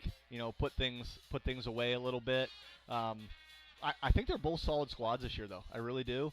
IUP obviously losing to Ashland in week 1. That's been their week 1 game for I want to say 5 or 6 years now, and they've had the best of Ashland. Just couldn't put it away this year. That was a tight game, though. IUP just falling to them. On Sunday, the NFL started last night. San Francisco beating the Rams in overtime. But then Sunday, full slate of games. The Steelers, coming off their game in Ireland, have the bye this week. Taking a look, there's one matchup of 3-1 teams. That's a 4:05 start on Sunday. Tampa is at Seattle, so maybe a little bit of interest there. There are only 2 undefeateds remaining, Mike, and that is Philadelphia hosting Denver on Sunday at 1, Buffalo in the primetime game Sunday evening hosting New England. That's it. We're not very deep into the season, and only 2 still stand at 4-0. Well, one thing I could stand is these Thursday night games not going into overtime anymore because that's just way too late for me to stay up to watch the game in general, let alone watch overtime. Right. So that would be nice. But, yeah, I mean, both Buffalo and the Eagles, fantastic teams. A little bit of drama with the Eagles this week, right? A.J. Brown. We've talked about that. Having a little bit of issues there. But how do you have those issues when your team is 4-0? And that's been my question. Is it really an issue? We'll see. It all depends. If they lose to Denver, then it's an issue. Yes. Then it's an issue. Along with the 2 undefeateds, there are 3 winless teams. And the Jets hosting Dallas, the Aints hosting the Giants, and Tennessee goes to Arizona. And in all 3 of those cases, they're playing opponents that aren't very good either. So what's the best bet? I'm not encouraging gambling, folks, but Mike, what's the best bet for one of these teams to get off the schneid this week? Well, I mean, I'm not even going to go into wins and losses there. I'm going to say the best bet is for whatever team loses, whatever 3 teams lose those games, one of those receivers will hopefully be a member of the Pittsburgh Steelers coming soon, their best receiver, Chris Olave, hopefully. But, any of those would be really nice to have wearing the black and gold. I'll take the final segment myself since I know you're not a big baseball fan. The playoffs are underway. The wild card series wrapped up yesterday. 3 of the series went all 3 games. Only the Dodgers with the sweep against the Reds. The division round starts in full force tomorrow. Cubs at Milwaukee at 2:08. Yankees at the Blue Jays 2 hours later. They go every 2 hours from there. Dodgers at Philadelphia, and the Mariners host Detroit. When we come back from our break, we're going to be getting ready for the second half. This is a good one so far. Clarion leads your St. Mary's Flying Dutchman 7-0, and you're getting it all here on the River 98.9 and the River 989 YouTube channel. For a stress-free buying or selling process, trust the experienced agents at Elk County Real Estate. Buyers benefit from our extensive knowledge of the market area, connection to lenders, and presenting offers. Sellers rely on our expertise when valuing a property, completing required paperwork, and preparing your home for sale. Our goal is to provide professional, honest, and quality service because we are dedicated to bringing buyers and sellers together. Contact us at Elk County Real Estate. We will help you find a house to make your home.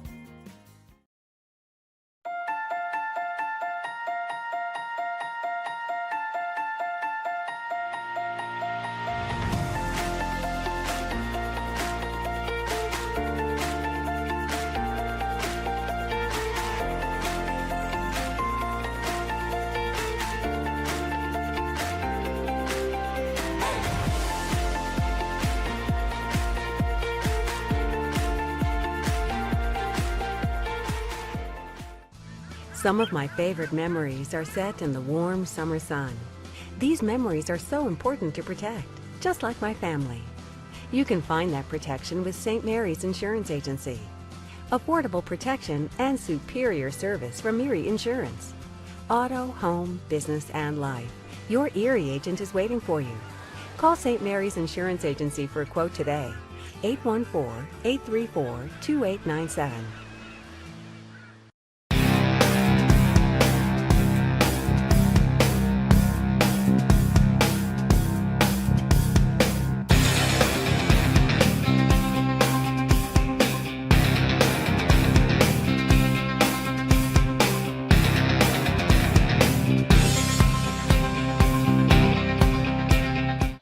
We're back, getting ready, about a minute away from the start of the second half. Oh, they're going to put the 4 minutes. This is the. They'll put 3 back on the They'll clock. put 3 back on. This is the my coaching hat original. coming into play there. Yeah. The clock runs out, then they put another 3 on. I don't know why they just don't put 3 on at the beginning. And I wish they'd just give me the time, because I base my breaks off of the time I see, and I forget about that. This 50 seconds will run out, and then they'll put another 3 up there. That's all right. We can fill time. That's never an issue. Just one score update. It does appear that since our score rundown segment at halftime, earlier in halftime, Connellsville and DuBois now tied at 7, although that is still listed as first quarter. So some of these have not been updated in a while. But some of those big matchups, Karnes City. We were wrong. I think the maybe 3, they already put the 3 minutes maybe up. the 3 had already been up. So we are ready for the second half. St. Mary's got the opening kick. So Clarion to get this ball to start the second half. Yeah, before they kick it, Brookville, Port Allegheny 0-0. And shout out to Billy Morrison. Must have taken a playbook out of St. Mary's on how to keep Aiden Bliss under wraps. And a nice boot from Nicholas, but he got it too close to the sideline, and it goes out of bounds, and that'll draw a flag.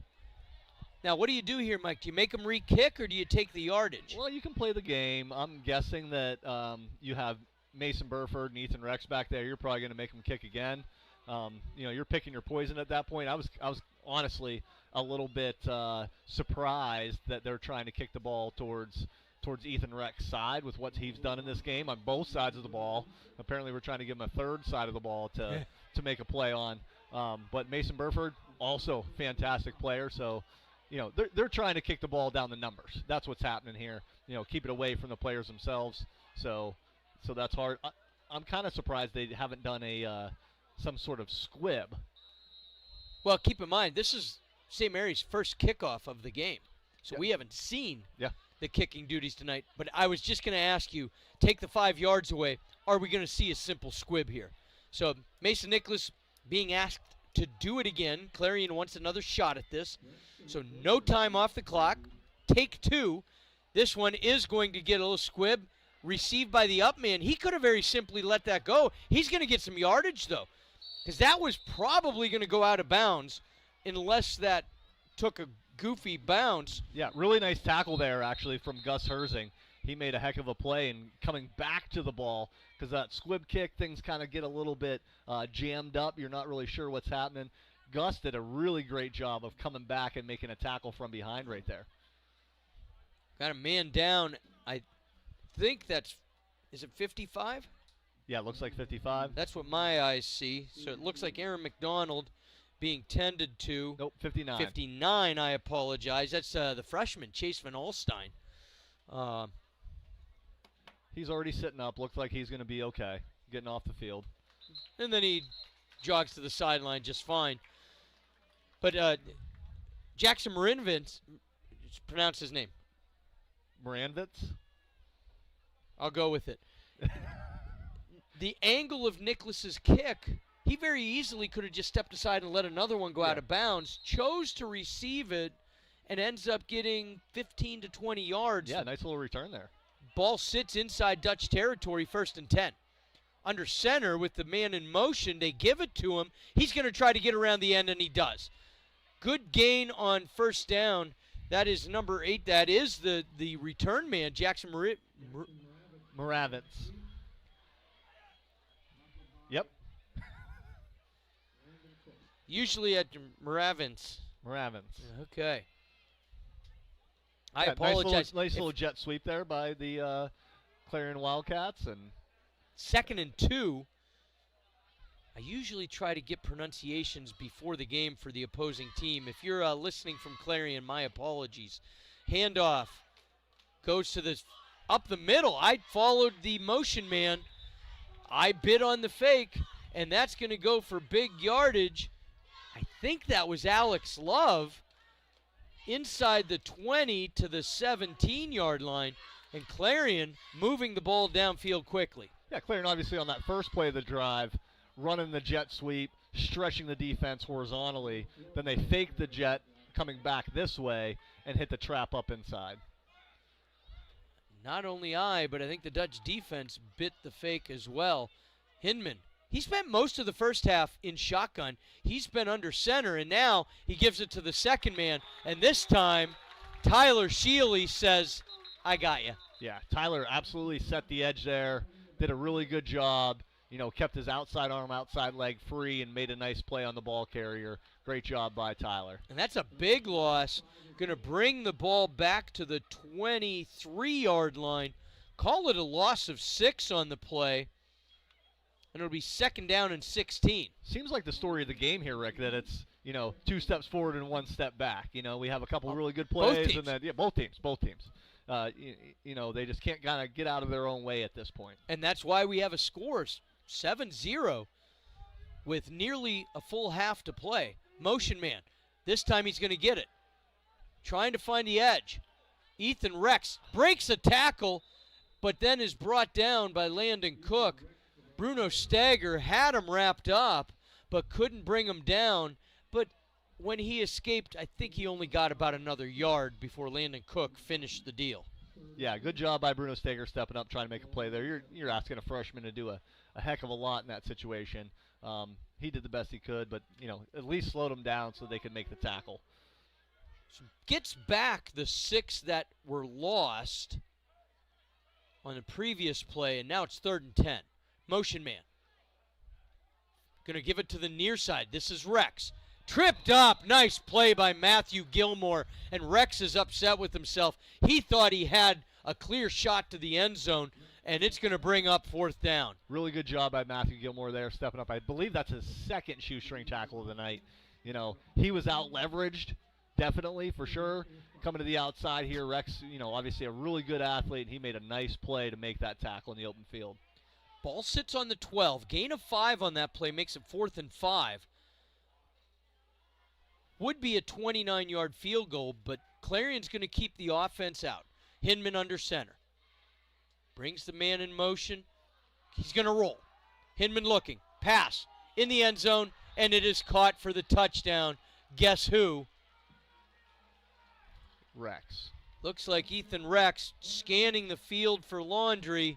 I see none, and it makes our score 13-0. Yeah, that's a tough play for the defense. Ethan Rex was the first back through the whole, probably A gap or B gap, I would guess.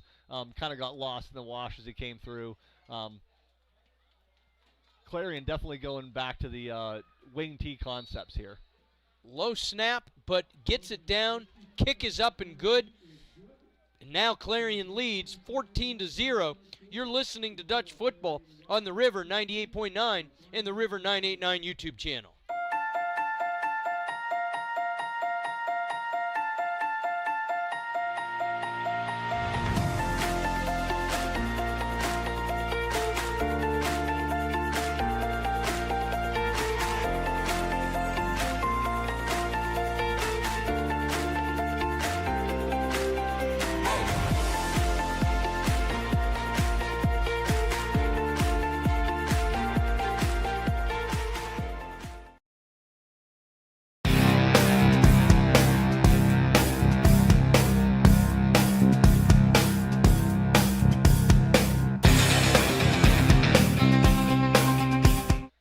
Mike and I talking off air between segments here, and Rex did not suit up last week against Karn City, and just had the thought, if he was not on the field tonight, how different this scoreboard might look.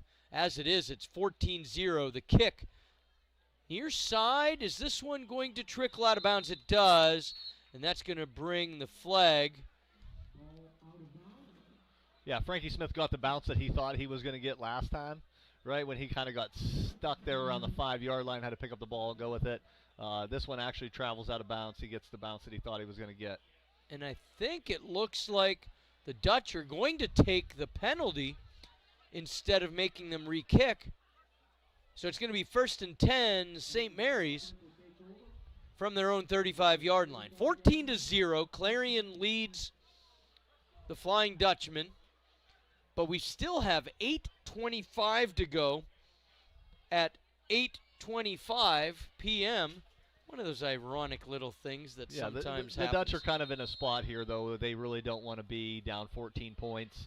They've thrown less than 70 passes on the year so far in 6 games, and now they're in a spot where they're going to have to throw the ball quite a bit. Whaler under center, I formation, gives it to the first man through, ball's on the ground. Whaler sees it and jumps on it. Not sure if it was on the exchange or if it got punched out. I believe it went to Cook. So whether it was a clean exchange that got knocked out or it was fumbled on the exchange, Whaler did fall on it to keep possession. But a loss of 2, 2nd and 12. Yeah, that's part of the risk reward of running that triple option offense. Am I giving the ball? Am I keeping the ball? Is the fullback and tailback on the same page? And obviously they weren't in that snap. 2nd down. Inside of 8 minutes to go, 3rd quarter. Whaler drops, looks, throws, has a man. Can Thomas get to it? He cannot. Just a little bit over his head, and it's going to bring up 3rd and 12. Yeah, just running a clear out concept there by Talon Thomas and Cody Thompson. The out kind of looked like it was open, but the clear definitely was stride and stride with the defensive back. But Brody wanted to make that pass, try to make a big play here to try to play catch up. Obviously, that's what you got to do in this spot. Senior Brady Guth was in coverage on Thomas. 3rd and 12. Drop back. Pass again. This one's over the middle of the field, intended for Smith.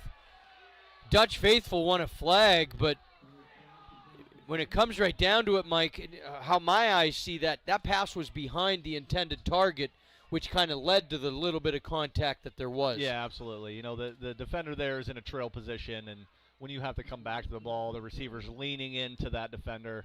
I really didn't see anything there that probably should have been a flag, but obviously, like you said, the Dutch faithful always trying to get a call here and there. 4th down, Tyler Shealy being called upon again to punt this away. His heels are on the 20. Man deep for Clarion, set up at his 35, takes a bounce right to him being Ethan Rex. Has the ball, looking to the far side, trying to find space. Believe that was Cody Thompson forcing him out of bounds, never brought him down. Rex is just, he's tough, man, and it was Cody Thompson getting credit on that tackle. Clarion will take over 1st and 10 from their own 38-yard line. Yeah, really good job by Matthew Gilmore there. Inside leverage of the corner to get a free run there at the ball carrier. Made him bounce the ball outside. Then Cody was able to come and clean it up. Really, really nice tackle by Cody in the open field against Rex, because that's not an easy thing to do. Forced him out of bounds. 1st and 10, Clarion. It's 14-0. Also Clarion. Handoff goes to the man up the middle as the jet fake towards the near side. Gain of about 2 on the play as the pile comes up from the center of the field. It'll be 2nd down and 7. Yeah, in the words of Rob Schreiber, a shipload of Dutchmen bringing down the ball carrier in that segment right there.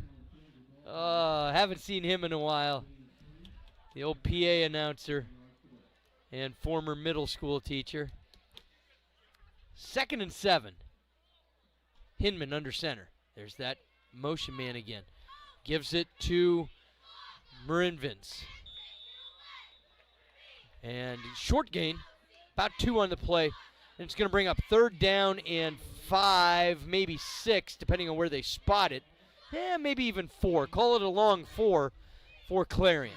Yeah, like a total difference in offenses here from Clarion. You know, they were really slinging the ball around there in the first half, and now all of a sudden they're slowing it down and trying to wind the clock. They're going into their wing T kind of offense, you know, wing on either side of the tackle and running the ball really well right now.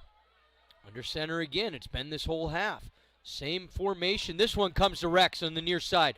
Can he get cut down? He does. Short of the marker, and it's going to bring up 4th down and a decision time for Clarion.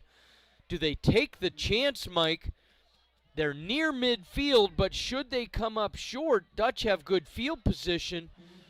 Do you just boot it away?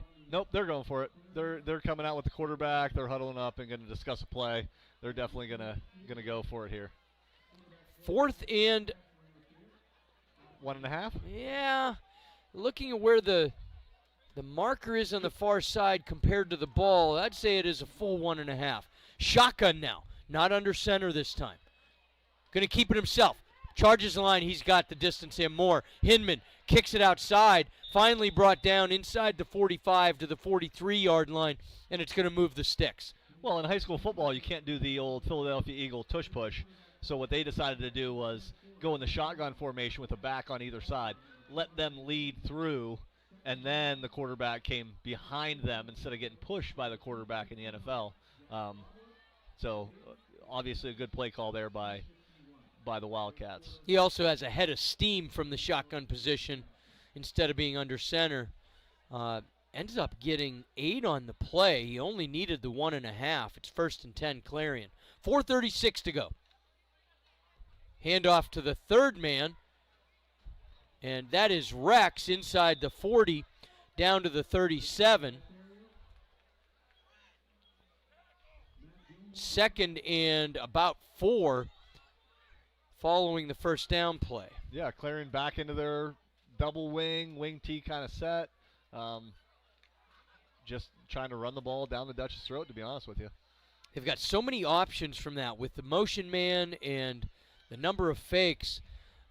Almost exclusively shotgun in the first half. We've seen this formation almost exclusively here in the second. Hinman passes. This one's complete on the far side of the field and finally out of bounds at about the 20-yard line, just outside the 20, and moves the chains again for Clarion. We had come into the second half at 7-0, but now on 2 possessions, Clarion moving the ball pretty smoothly down the field. Yeah, you know, Clarion's got this double wing T set, whatever you want to call it, and they're running a very limited amount of plays, but they're very deceptive. The amount of misdirection. Absolutely. It's hard to pick up on. Hinman under center. Once again, this one goes to the 2nd man through the fullback. He's hit immediately, met at the line of scrimmage, loss probably of about 1 on the play. Among the bodies coming out of that pile, I believe that's Nico Assalone, makes his way to the sideline following the play, among others, and it's 2nd down and 11. Yeah, Nico just stepped in not a play or 2 ago, and obviously making his presence felt on the defensive side of the ball. Hinman under center. Motion man. Going to drop back and pass instead. Looking, throwing, middle of the field, out of the reach of Ethan Rex, and it's going to bring up 3rd down. As I said before, they're running the same exact plays with this misdirection. That was the same pass play that they connected on a few plays ago. All the route concepts are exactly the same. Just trying to catch a Dutch sleeping, I think. And even though it's the same formation, because there's so many things, it's like a different play every time. There's so many. It is, and that's what you do offensively. You try to simplify it for your offense, but make it very complicated for the defense. And Clarion's doing a good job of that right now. But now all of a sudden they're coming out in the spread set, 2x2 wide receivers. Shotgun for Hinman. Bobbles the snap, but he gets it and swings it out to the near side. And big-time yardage. That was to Charlie Hepfel. First time we've called that senior name tonight. Nearly gets into the end zone. So the bobbled snap initially, but he recovers and just swings it out to Hepfel. Yeah, Charlie was in the D9 Combine, didn't have great numbers, but obviously a heck of a player. That was a really nice job by him on the swing pass to take things down the field. And now, obviously we have Clarion in scoring position here. First and goal from the 3. Had a chance to get in, but he was held short. 2:59 to go in the third quarter. Hinman, shotgun, hands it off. Cuts back to the middle, and Alex Love is into the end zone for the touchdown. So what it seems to me is happening right now is that Clarion is keeping the same personnel on the field but adjusting their formation. So St. Mary's sees a specific personnel, so they see the double wing, wing T kind of concept personnel, so they're keeping bigger bodies on the field. And then Clarion is spreading it out, going in the shotgun, 2 back or 1 back, and trying to catch them. High snap, Bish, kick is up. He makes it through anyway, and that's going to bring the score to Clarion 21, St. Mary's 0. You're listening to Dutch Football on the River 98.9 and the River 989 YouTube channel.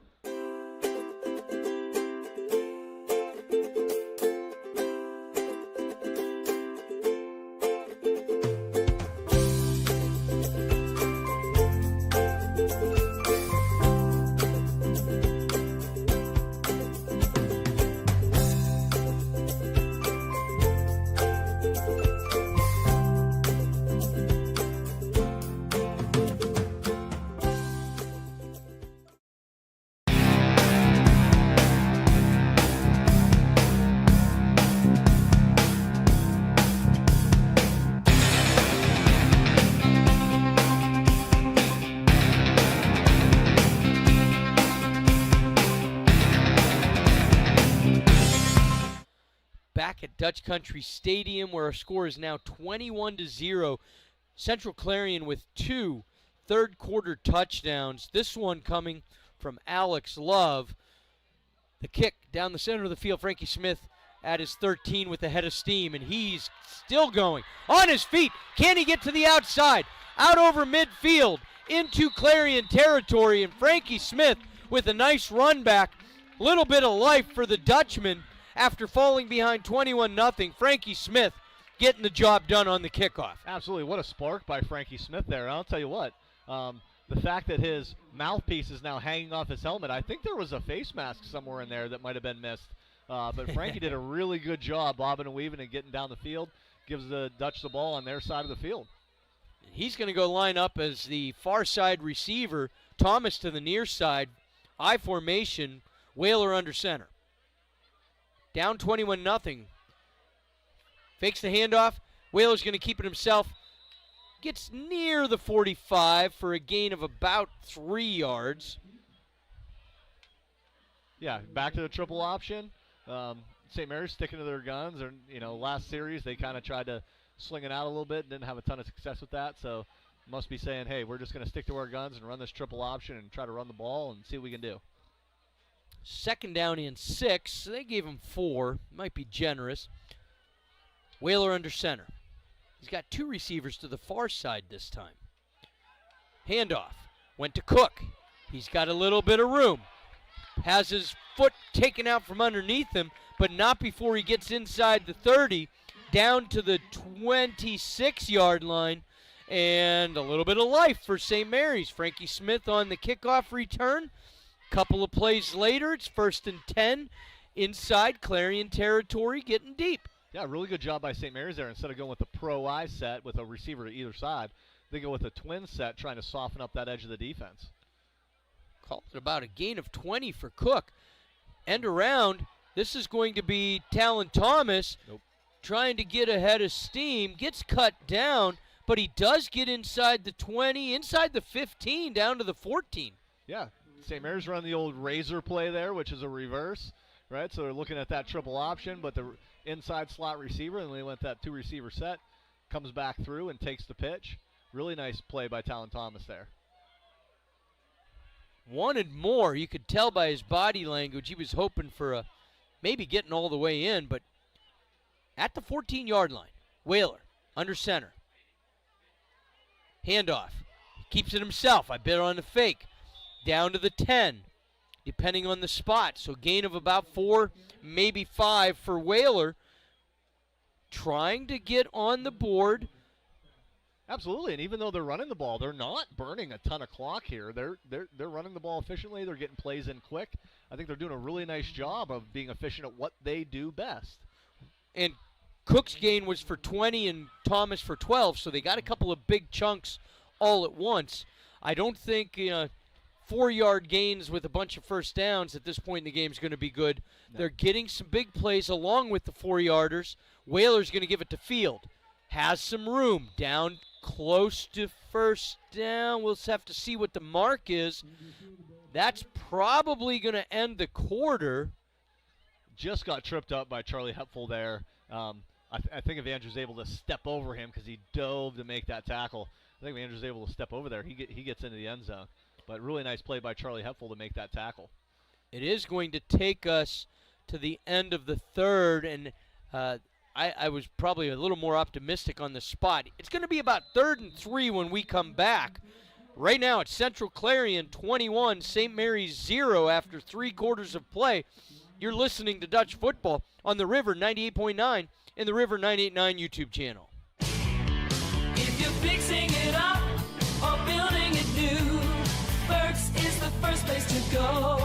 Burke's Ace on the $1 Million Highway, providing high-quality building materials and supplies to builders, contractors, and homeowners. Be sure to check us out on Facebook. Find out about the latest great offers, discounts, and sales. And visit us online, Burke'sHomeCenter.com. Burke's Home Center and Rental Play. Hamlin Bank and Trust Company offers a variety of financial and trust services. We offer fixed-rate loans serviced locally by our friendly staff. Personal loans, auto loans, home equity loans, and more. And with our online banking product, you can enjoy the convenience of banking anywhere at any time. Call or visit Hamlin Bank and Trust Company on Brussels Street in St. Mary's. Member FDIC.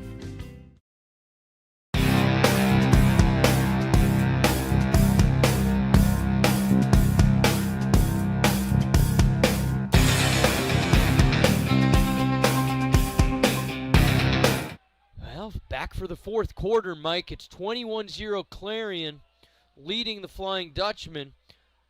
Following the change in quarters, change in sides, it's 3rd and 3 from the 7-yard line. Whaler fakes the handoff, going to pitch to Field, turns it up, and he is into the end zone for the score. St. Mary's gets on the board, and little bit of life, and it started with the Frankie Smith kickoff return, bringing it back about 35 yards, set up this whole drive. They got in quickly, Mike. Makes it interesting now with almost a full quarter to play. Absolutely it does. Like we talked about, Frankie Smith's kickoff return really gave a spark to this Dutchman team, and they ran with it. They did a fantastic job. Mason Nicholas tries to get rid of it. The snap was bobbled by the holder. Nicholas probably should have just fallen on it. Try to pass. No harm.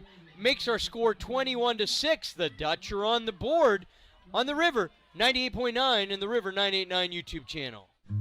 The French Press on the $1 Million Highway is ready to make your day delightful with our all-day breakfast offerings. Treat yourself with a cup of rich hot cocoa and indulge in the sweetness of our delightful crepes. The French Press features lunch specials, soup specials, seasonal crepes, seasonal coffee. Check out our daily and weekly specials on Facebook and stop in and see us at The French Press, located on the $1 Million Highway in St. Mary's.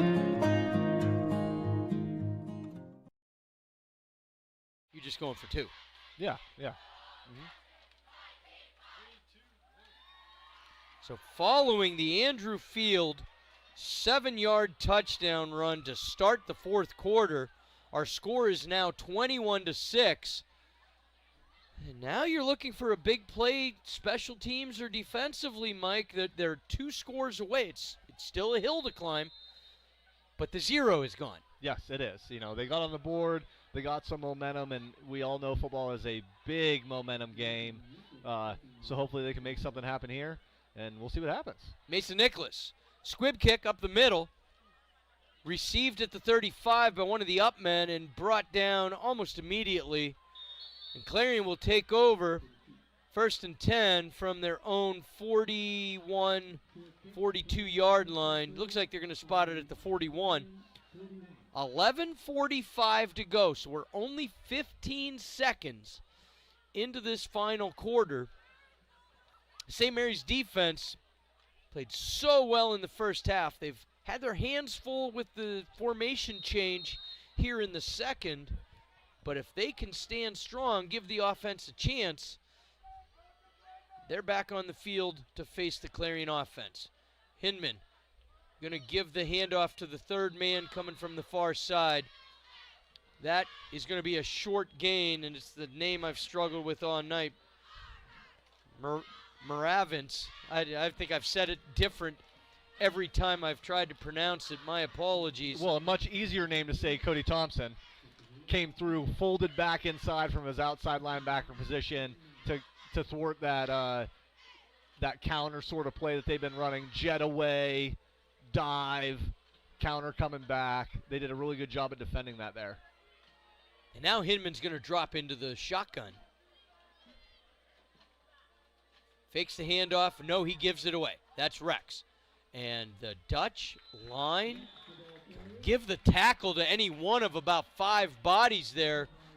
I'm going to give it to Jaden Overly. Really nice play by Jaden. He was, base blocked well off the snap, but did a really good job of using a rip move inside to make a play on a really good player in Ethan Rex and making a tackle there. Now you got 3rd and long for the Wildcats. St. Mary's are where they want to be, and I'll tell you what, watching teams come on and off the field, Dutchman, really good morale coming on and off the field.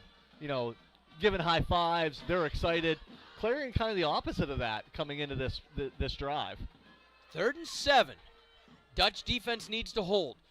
Hinman's going to keep it himself, rolls, under pressure, throws to the middle of the field, it's incomplete. Now, forcing a punt, most likely, the Dutch force a 3 and out, at least that's the expectation. You can't go for it at this point in the field, can you, Coach? You can. You can go for it anytime you want, Rick. But I wouldn't recommend it in my years of coaching. I'll tell you what, though, I'm excited about Bruno Steger. What a heck of a play by him as a freshman to see that crosser coming across the field and sliding over from his linebacker position and make a play on that ball. Fumble, ball on the ground as they did try a little bit of misdirection or tomfoolery, and instead they're going to give the Dutch great field position. And again, jumping on that ball, Jaden Overly, his second play in this series to give the Dutchmen some life, to continue what they've been building on. We need the morale of the Dutchmen to stay up, right? Have belief in what they're going to do, and I think they have a chance to get back in this game here.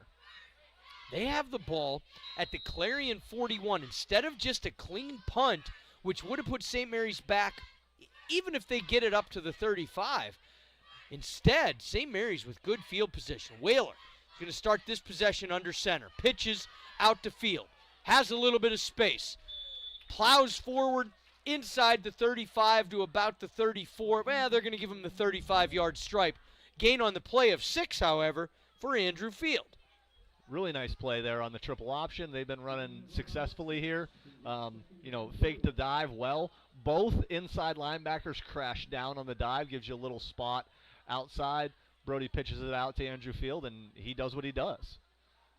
2nd and 4. Manageable yardage on 2nd and 3rd downs can be a big factor as the time winds down. Whaler's going to keep this one himself, and he gets hit hard. That's a bunch of bodies converging on Whaler. That's 4 white jerseys getting up along with Brody and nobody else. Yeah, and the 2 leaders of that tackle were Hayden Hindman and Ethan Rex. Two guys you don't necessarily want tackling you at the same time. Call it no loss on the play, though. There could have been worse. It's 3rd and 4. And St. Mary's definitely in 4-down territory here. Under center, Whaler going to pitch to Field. Looking to turn the corner, but he is met at the 37. I did not get the tackler's number. Might have been Briggs Beckwith that met Field in the backfield and dropped him for a 3-yard loss. Yeah, that's who I think it was. In watching that play for a second, I thought that it might have been an option pass. I thought it looked like Andrew was about to do it looking myself. down the field, there was no receivers down there, so I think he just kind of bobbled that pitch a little bit. But I was kind of expecting him to toss that ball downfield. It did look like he was transferring it to a throwing arm. 4th down. And this is Thomas with a little bit of room. Gets to the near side. I'm sorry, that was Frankie Smith. Down to the 26, and first down for St. Mary's. Yeah, back to the triple option razor reverse kind of style play there to Frankie Smith. He did a really good job at knocking down the hands of the first tackler, right? Not necessarily a stiff arm, just knocking his hands down so he couldn't tackle him, getting to the edge and getting the first down there for the Dutchman. Man down on the field. The crowd went silent. He was definitely in pain.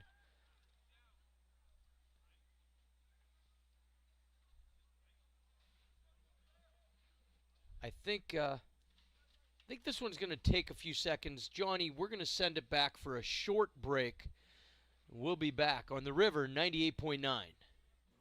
Are you looking for a career you'll love with an employer that supports and helps you grow? Are you someone or know of someone that could benefit from individualized and compassionate care? Beata Home Health Care is now offering one-on-one skilled nursing, home health aid, and skilled visit services for pediatrics and adult clients in Elk, Cameron, Jefferson, McKean, and all surrounding counties. Call Abby at 814-660-4917. Beata, they love what they do. For over 95 years, Art Herian Sons Furniture has been providing our customers with quality furniture, flooring, and mattresses. Enjoy a bright, friendly atmosphere in which to shop for sofas, love seats, chairs, recliners, and lift chairs. We have sofa tables, end tables, bookshelves, and desks for the living room or home office. Shop our bedroom furniture, including storage bed, upholstered beds, chests, dressers, nightstands, and more. In addition, you can find Restonic memory foam and innerspring mattresses in all sizes and comforts. Come see why we've been voted the area's best furniture and flooring store. Art Herian Sons Furniture, 125 East Arch Street in St. Mary's. Since 1927, the store for people in love with their home. Here's Eric from Windfall Auto Sales and Service. Yeah, so we specialize in vehicles that are under $20,000. We know that cars are difficult to afford these days, so we're doing everything we can to get the right inventory and keep our prices low for everybody, for a lot of great financing options to make those payments really affordable for people. Full service, you can get everything done here. Our new slogan is Windfall does it all. So we really do all types of vehicle repairs here as well, and we rent vehicles too. Our address is 908 Windfall Road in St. Mary's, and our phone number is 814-834-3962. Visit windfallautosales.com.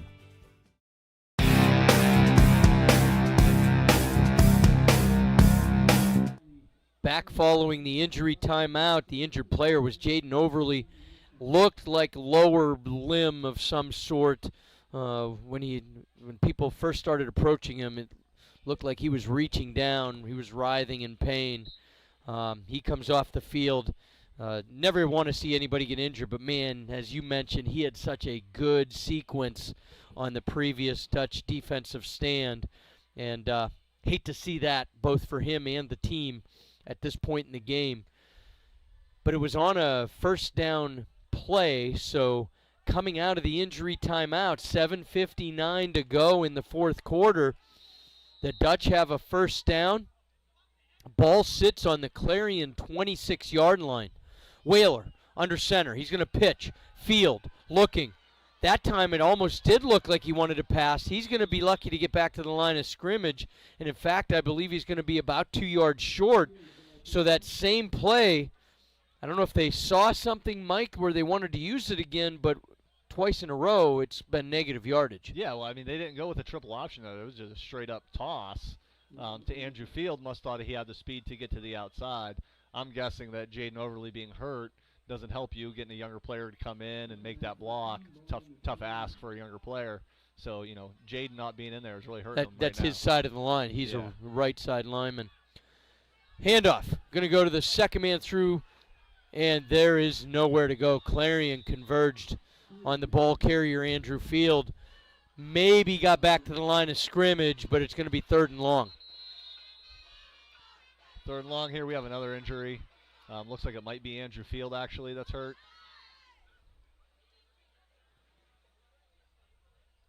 He met at that line of scrimmage. In what I'm seeing right now, in my experience, looks like he's just cramping. That's a good thing, hopefully, in that, he just got a cramp and can get that stretched out and get some water in him, hydrate himself, and he'll be okay. His dad's walking off the field, so it must not be too bad. Yeah, get up, kid. Yeah, knowing Seth, he's fine. He's fine. Let's go. Let's play. Well, I mean, hey, Andrew's been playing his butt off all game. Yeah. That kind of stuff is going to happen. Two-way player. Yeah. It wasn't the hottest of days, but it also, this unseasonably warm, even though it's cooled off since the sun went down. We started in that sunshine. Yeah, it was up over 70 again at a time of year where we're usually thinking 50s and 60s for daytime temperatures. And I'm strangely comfortable with that. Not that your apparel changes regardless of the mercury. Shorts and T-shirt, no matter what.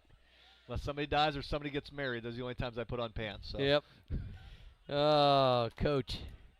Field walks off under his own strength. It leads me to believe you're right with the assessment. It probably was just a cramp. Yeah, it looks like cramping. But now it's a 3rd down and long without Field on the field. Trick play, Gilmore. Does he have his man? He does. He had him, but they ruled it incomplete. It looked like Frankie Smith had pulled it in. Whaler got it to Gilmore in the backfield. We've been thinking the Field looked like he was doing that a couple of times. This time Gilmore did. Threw a nice pass to Smith. It was just a matter how it came down. I think there were 4 hands on that ball. And they went out of bounds. And I don't know if they ever had full control, but it's going to bring up 4th down and long, and St. Mary's has to go for it here. 6:51 left in regulation. Yeah, St. Mary's running that razor reverse kind of action off a triple option. Put it into a fake pass, and this time just didn't work out for him. Shotgun now, 2 receivers to the near side. He's going to throw it up near the end zone and tipped away. I think Frankie Smith had that lined up. He had an eye on it, and Mason Burford goes up and knocks it away. Yeah, so you're looking at Mason Burford at, what did we say, 6'3". You're trying to ask Frankie Smith at 5'10", he's listed as 5'10", to try to make a play over the top of that. That's a hard ask for a kid right there. Obviously, Clarion kind of knew that they had to throw the ball. Everybody kind of knew that they had to throw the ball, so wasn't in a great spot. So on 2 consecutive plays, Frankie Smith, the passes were there. They were on the money, just couldn't bring them in. And Clarion has the ball, and now they go to the running attack. Ethan Rex around the near side. He's going to get 6 or 7 on 1st down. It's been the Ethan Rex show most of the night. Alex Love did have 1 of the 3 touchdowns, but between a fake punt that resulted in a 1st down, the first 2 touchdowns, some plays defensively, we've seen how important Ethan Rex is to this Clarion roster, and his absence last week probably had a lot to do with that outcome against Karn City. Oh, absolutely. And the fact that we were wondering if they were going to kind of limit him today, that's not happening. That's not happening. It goes to Rex again around the left side. In pursuit, finally brought down. I think that was Landon Cook, but not before Rex gets into Dutch territory, and he'll make it to the Dutch 48-yard line, and we're inside of 6 minutes to go. Yeah, St. Mary's obviously at this point, you're down 21-6 with under 6 minutes to go. They're trying to, maybe throw some blitzes in there defensively, trying to get some negative plays, and when that happens and they don't hit home, you're going to have some chunk plays that happen to you like that. So hopefully they catch a break here. Shotgun. Hindman keeps it himself this time, and he's got a big yardage. First down and more, down to the 35 of St. Mary's. And that drive resulting in no points might have been the wind out of the sails for the Dutch. That's deflating for a team for sure. Consecutive plays, or within 3 plays they lose Overly. Field has to come off. What looked like momentum kind of withers away. Yeah, and I'm not sure. Looks like Overly is still out, so he's a defensive tackle too, and they're kind of running the ball inside. So that's hard to do with a younger kid or a second team kind of kid stepping in there to try to make plays. And we have another injury on the far side of the field. I think that's a blue uniform. I see shadows, so it's hard to get good eyes. And this time, that's Landon Cook, but he's up and he's running off the field. So hopefully he's going to be just fine. He's been battling injuries recently, so not that you want a different injury, but at the same time you wonder if he aggravated what he's been dealing with. One way or the other, and seeing Landon at halftime, he had an elbow injury. I'm not sure if it was a partial dislocation, something like that he couldn't go last week, but that was definitely bothering him at halftime. So, hopefully he gets fixed up here. 1st and 10, 5:40 to go, fourth quarter. Hindman fakes, throws, knocked away by Thomas as he's in defense of Mason Burford. Looked like Burford had it lined up pretty well, but Thomas closes in and knocks it away. Yeah, great play by Talon there. He was in a bit of a trail position, but used his technique. As soon as Burford shot his hands up to catch that ball, he raked through that inside arm. You're forcing the receiver to make a one-handed catch there. Talon did a great job of knocking that away. I don't think he got a hand on the ball, but he definitely got a hand on the arm at the exact time that it needs to get on there to not get the pass interference call. 2nd and 10. Hindman, handoff. Goes to Rex. Tries to get to the edge.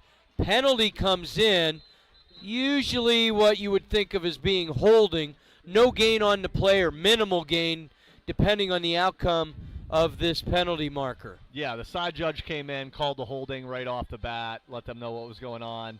I think it was Cody Thompson who got held, who actually made the play, made the tackle on the play. He did a really good job of stepping up and setting the edge and making a tackle on Burford, even though he was held. That's a spot foul, 10 yards from the spot. Move this back, and it's going to be 2nd down, but this time 18, 17 they're going to put on the board. Well, the nice thing for the Dutchman right there is getting that penalty is the clock stops for you. So gives you a little bit more time if you get the ball back. To have any chance, they're going to need a big play and a couple of drives. Hindman looks, throws, complete over the middle of the field on the slant, and that, I believe, was Mason Burford. Not first down yardage, but they get back all of the penalty yardage and a couple extra. Yeah, decent coverage there by Frankie Smith. He got beat to the inside. Well, actually, he's the safety. He rolled down from the safety spot to make a play there, and he's doing what he needs to do in this spot with, under 5 minutes to go. He, instead of making the tackle, he's trying to knock that ball free. Then Landon Cook comes from the middle linebacker spot and finishes off the tackle. Good to see Cookie back out on the field. Yes. 3rd and 2 now, short yardage after the reception. Hindman, shotgun, going to keep it himself, looks for space. Met by Cody Thompson, but was there enough momentum? Flag comes in late after the play, and I think this might be I'll let them sort it out rather than speculating. Number 62 was just a little late after the play, threw one of the Dutchmen down after the whistle had already blown, so he's going to be flagged with a personal foul. Now, will they still get the? Will it be post yardage? Yes, they'll get the first down, but then go back.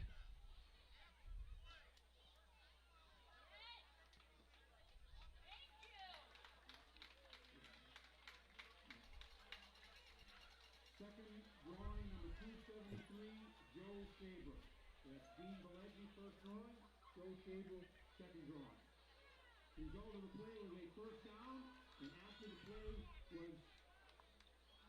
unnecessary roughness against Clarion, which brings the Trying to listen to the PA here, and it is post after the first down yardage was gained, so it'll be 1st and 10. Well, you don't trust me, Rick? No, it's not that I wanted to see if they get it right. A lot of other stuff didn't move first. I thought I saw him put up 2 fingers. Hindman's going to go deep. And this is going, it was a jump ball. There was a chance at the interception. That was Gilmore that had pretty good position on an underthrown ball towards Mason Burford, but he couldn't come down with it. Burford turned into the defensive back and prevented that. Absolutely. I mean, Burford was definitely behind the defense. If that ball's thrown out in front, it's probably a score. But thankfully it was underthrown, and Gilmore did a good job coming back to the ball and trying to make a play. But like you said, Burford turned into the DB there, knocked the ball away. He wasn't even trying to catch it. 2nd down and 10. Time running out for St. Mary's. So even though they've prevented Clarion from getting in the end zone here, this has been a long possession. Hindman gives it to Rex, looking for space. Approaches that first down marker. He's going to get 9 and change. Depends on the spot. Yeah, just a little outside zone play that they've been running when they're in the spread kind of set. Rex is a little bit slow to get up on that play. And they are going to give him 9 and change. It's going to be 2nd and short. 3rd and short.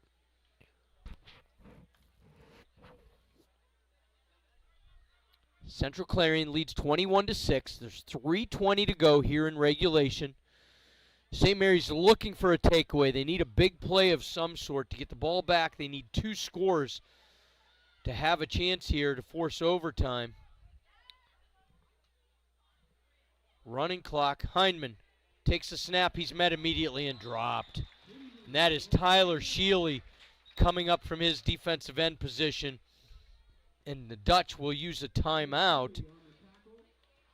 Yeah, great job by Tyler Shealy shedding the block to the inside to keep the edge on the play and the interior of the defense to make it bounce, because it was definitely trying to go inside the tackles. Tyler Shealy just folding inside there and making a really nice tackle for a loss. First time out of the half, so they still have 2 to go in the event that they do get it back and need them.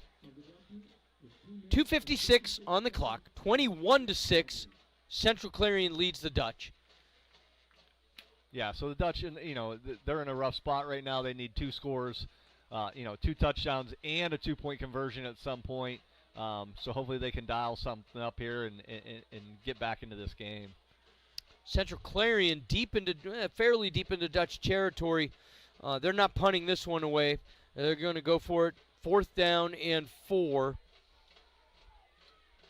Watch him fool us and give it to Rex to punt away, but I don't see that happening on this shortish 4th down play. Hindman in the gun. He has Rex in the sidecar. Movement. Now, who moved who? Offsides on the defense. Because I saw an offensive lineman move, but I think his movement was the result of the defense coming over. Yeah, and the officials are huddling up here. I did see the far side judge put his hands on his hips for offsides on the defense. So we'll see what happens. Yeah, and that's what it is going to be. My eyes saw the defense move first, and then I caught the offensive line, maybe hopeful that they'd throw it that way. But that's going to result in a first down. It was 4th and 4. 5-yard penalty. Trying to jump the snap to make the big play? Yeah, absolutely. And I'm sure that Clarion, they have a really good coaching staff. I'm sure they said, hey, we're going to go on 2, see if we can get a free one here and see what happens. And they caught the Dutchman there. 1st down and 10. 2:56 to go. It's going to allow Clarion to burn more clock. Had that fourth down been unsuccessful, the Dutch would have had a chance. Rex gets the carry. He's brought down in the backfield. Maybe got back to the line of scrimmage, but looks like a loss of about 1 on the play. But the clock keeps running now, and time is running out for St. Mary's. Yeah, great play by Landon Cook and Owen Thompson. Owen in his defensive tackle spot, running down the line to make the play, and Landon Cook filling from his linebacker spot. They did a really good job making the play, but like you said, the clock's still running. Something big needs to happen. I would be very surprised if Clarion put the ball in the air for the rest of this game. Be unlikely. Between the clock and not wanting to give up the big play, Hindman going to keep it himself. Faked it to Rex. He's got quite a bit of room. He's down inside the 15. That'll move the chains yet again. Following the chains moving so that stops the clock, it'll be at 2:03 once they do restart it. And no 2-minute warning here in high school football, so we're not going to get a stoppage there. 7-0 at the half, Mike. Well played first half. Kind of a war of attrition, and Clarion and Ethan Rex especially, I think, just wore down the Dutch. Yeah. Hard fought 2 weeks in a row. Hard fought games against quality opponents, and the Dutch are going to come up short. Hindman from the shotgun hands it to Rex. He's going to cut back down inside the 10 now, and the clock approaches the 1-minute mark. We're at 1:17. Yeah, we're almost under a minute here. The nice thing to see is that the effort level for the Dutchmen has not dipped. They are going hard. They're playing the best ball that they can play. You know, we don't have anybody bending over. You know, body language is good. The kids are still playing hard. That's really, really good to see. Kneel it down at this point. I mean, Dutch have not used timeouts. We're inside of a minute. Hindman, it would just be stat padding at this point. Hands it to Rex. He's brought down about the 7-yard line. 32 seconds to go. Do they even need to run one? Depends on when they restarted the play clock. And knowing Davey Eagleton and his history as a head coach, I highly doubt if they had a chance to take a knee that they would. They are always going to try to put one in the end zone. But it looks like they're walking back off the field, and they don't even have to snap the ball again. And that's going to be our final score as time expires. Central Clarion 21, St. Mary's 6. We'll be back for a brief post-game show on the River 98.9 and the River 989 YouTube channel. For a stress-free buying or selling process, trust the experienced agents at Elk County Real Estate. Buyers benefit from our extensive knowledge of the market area, connection to lenders, and presenting offers. Sellers rely on our expertise when valuing a property, completing required paperwork, and preparing your home for sale. Our goal is to provide professional, honest, and quality service because we are dedicated to bringing buyers and sellers together. Contact us at Elk County Real Estate. We will help you find a house to make your home.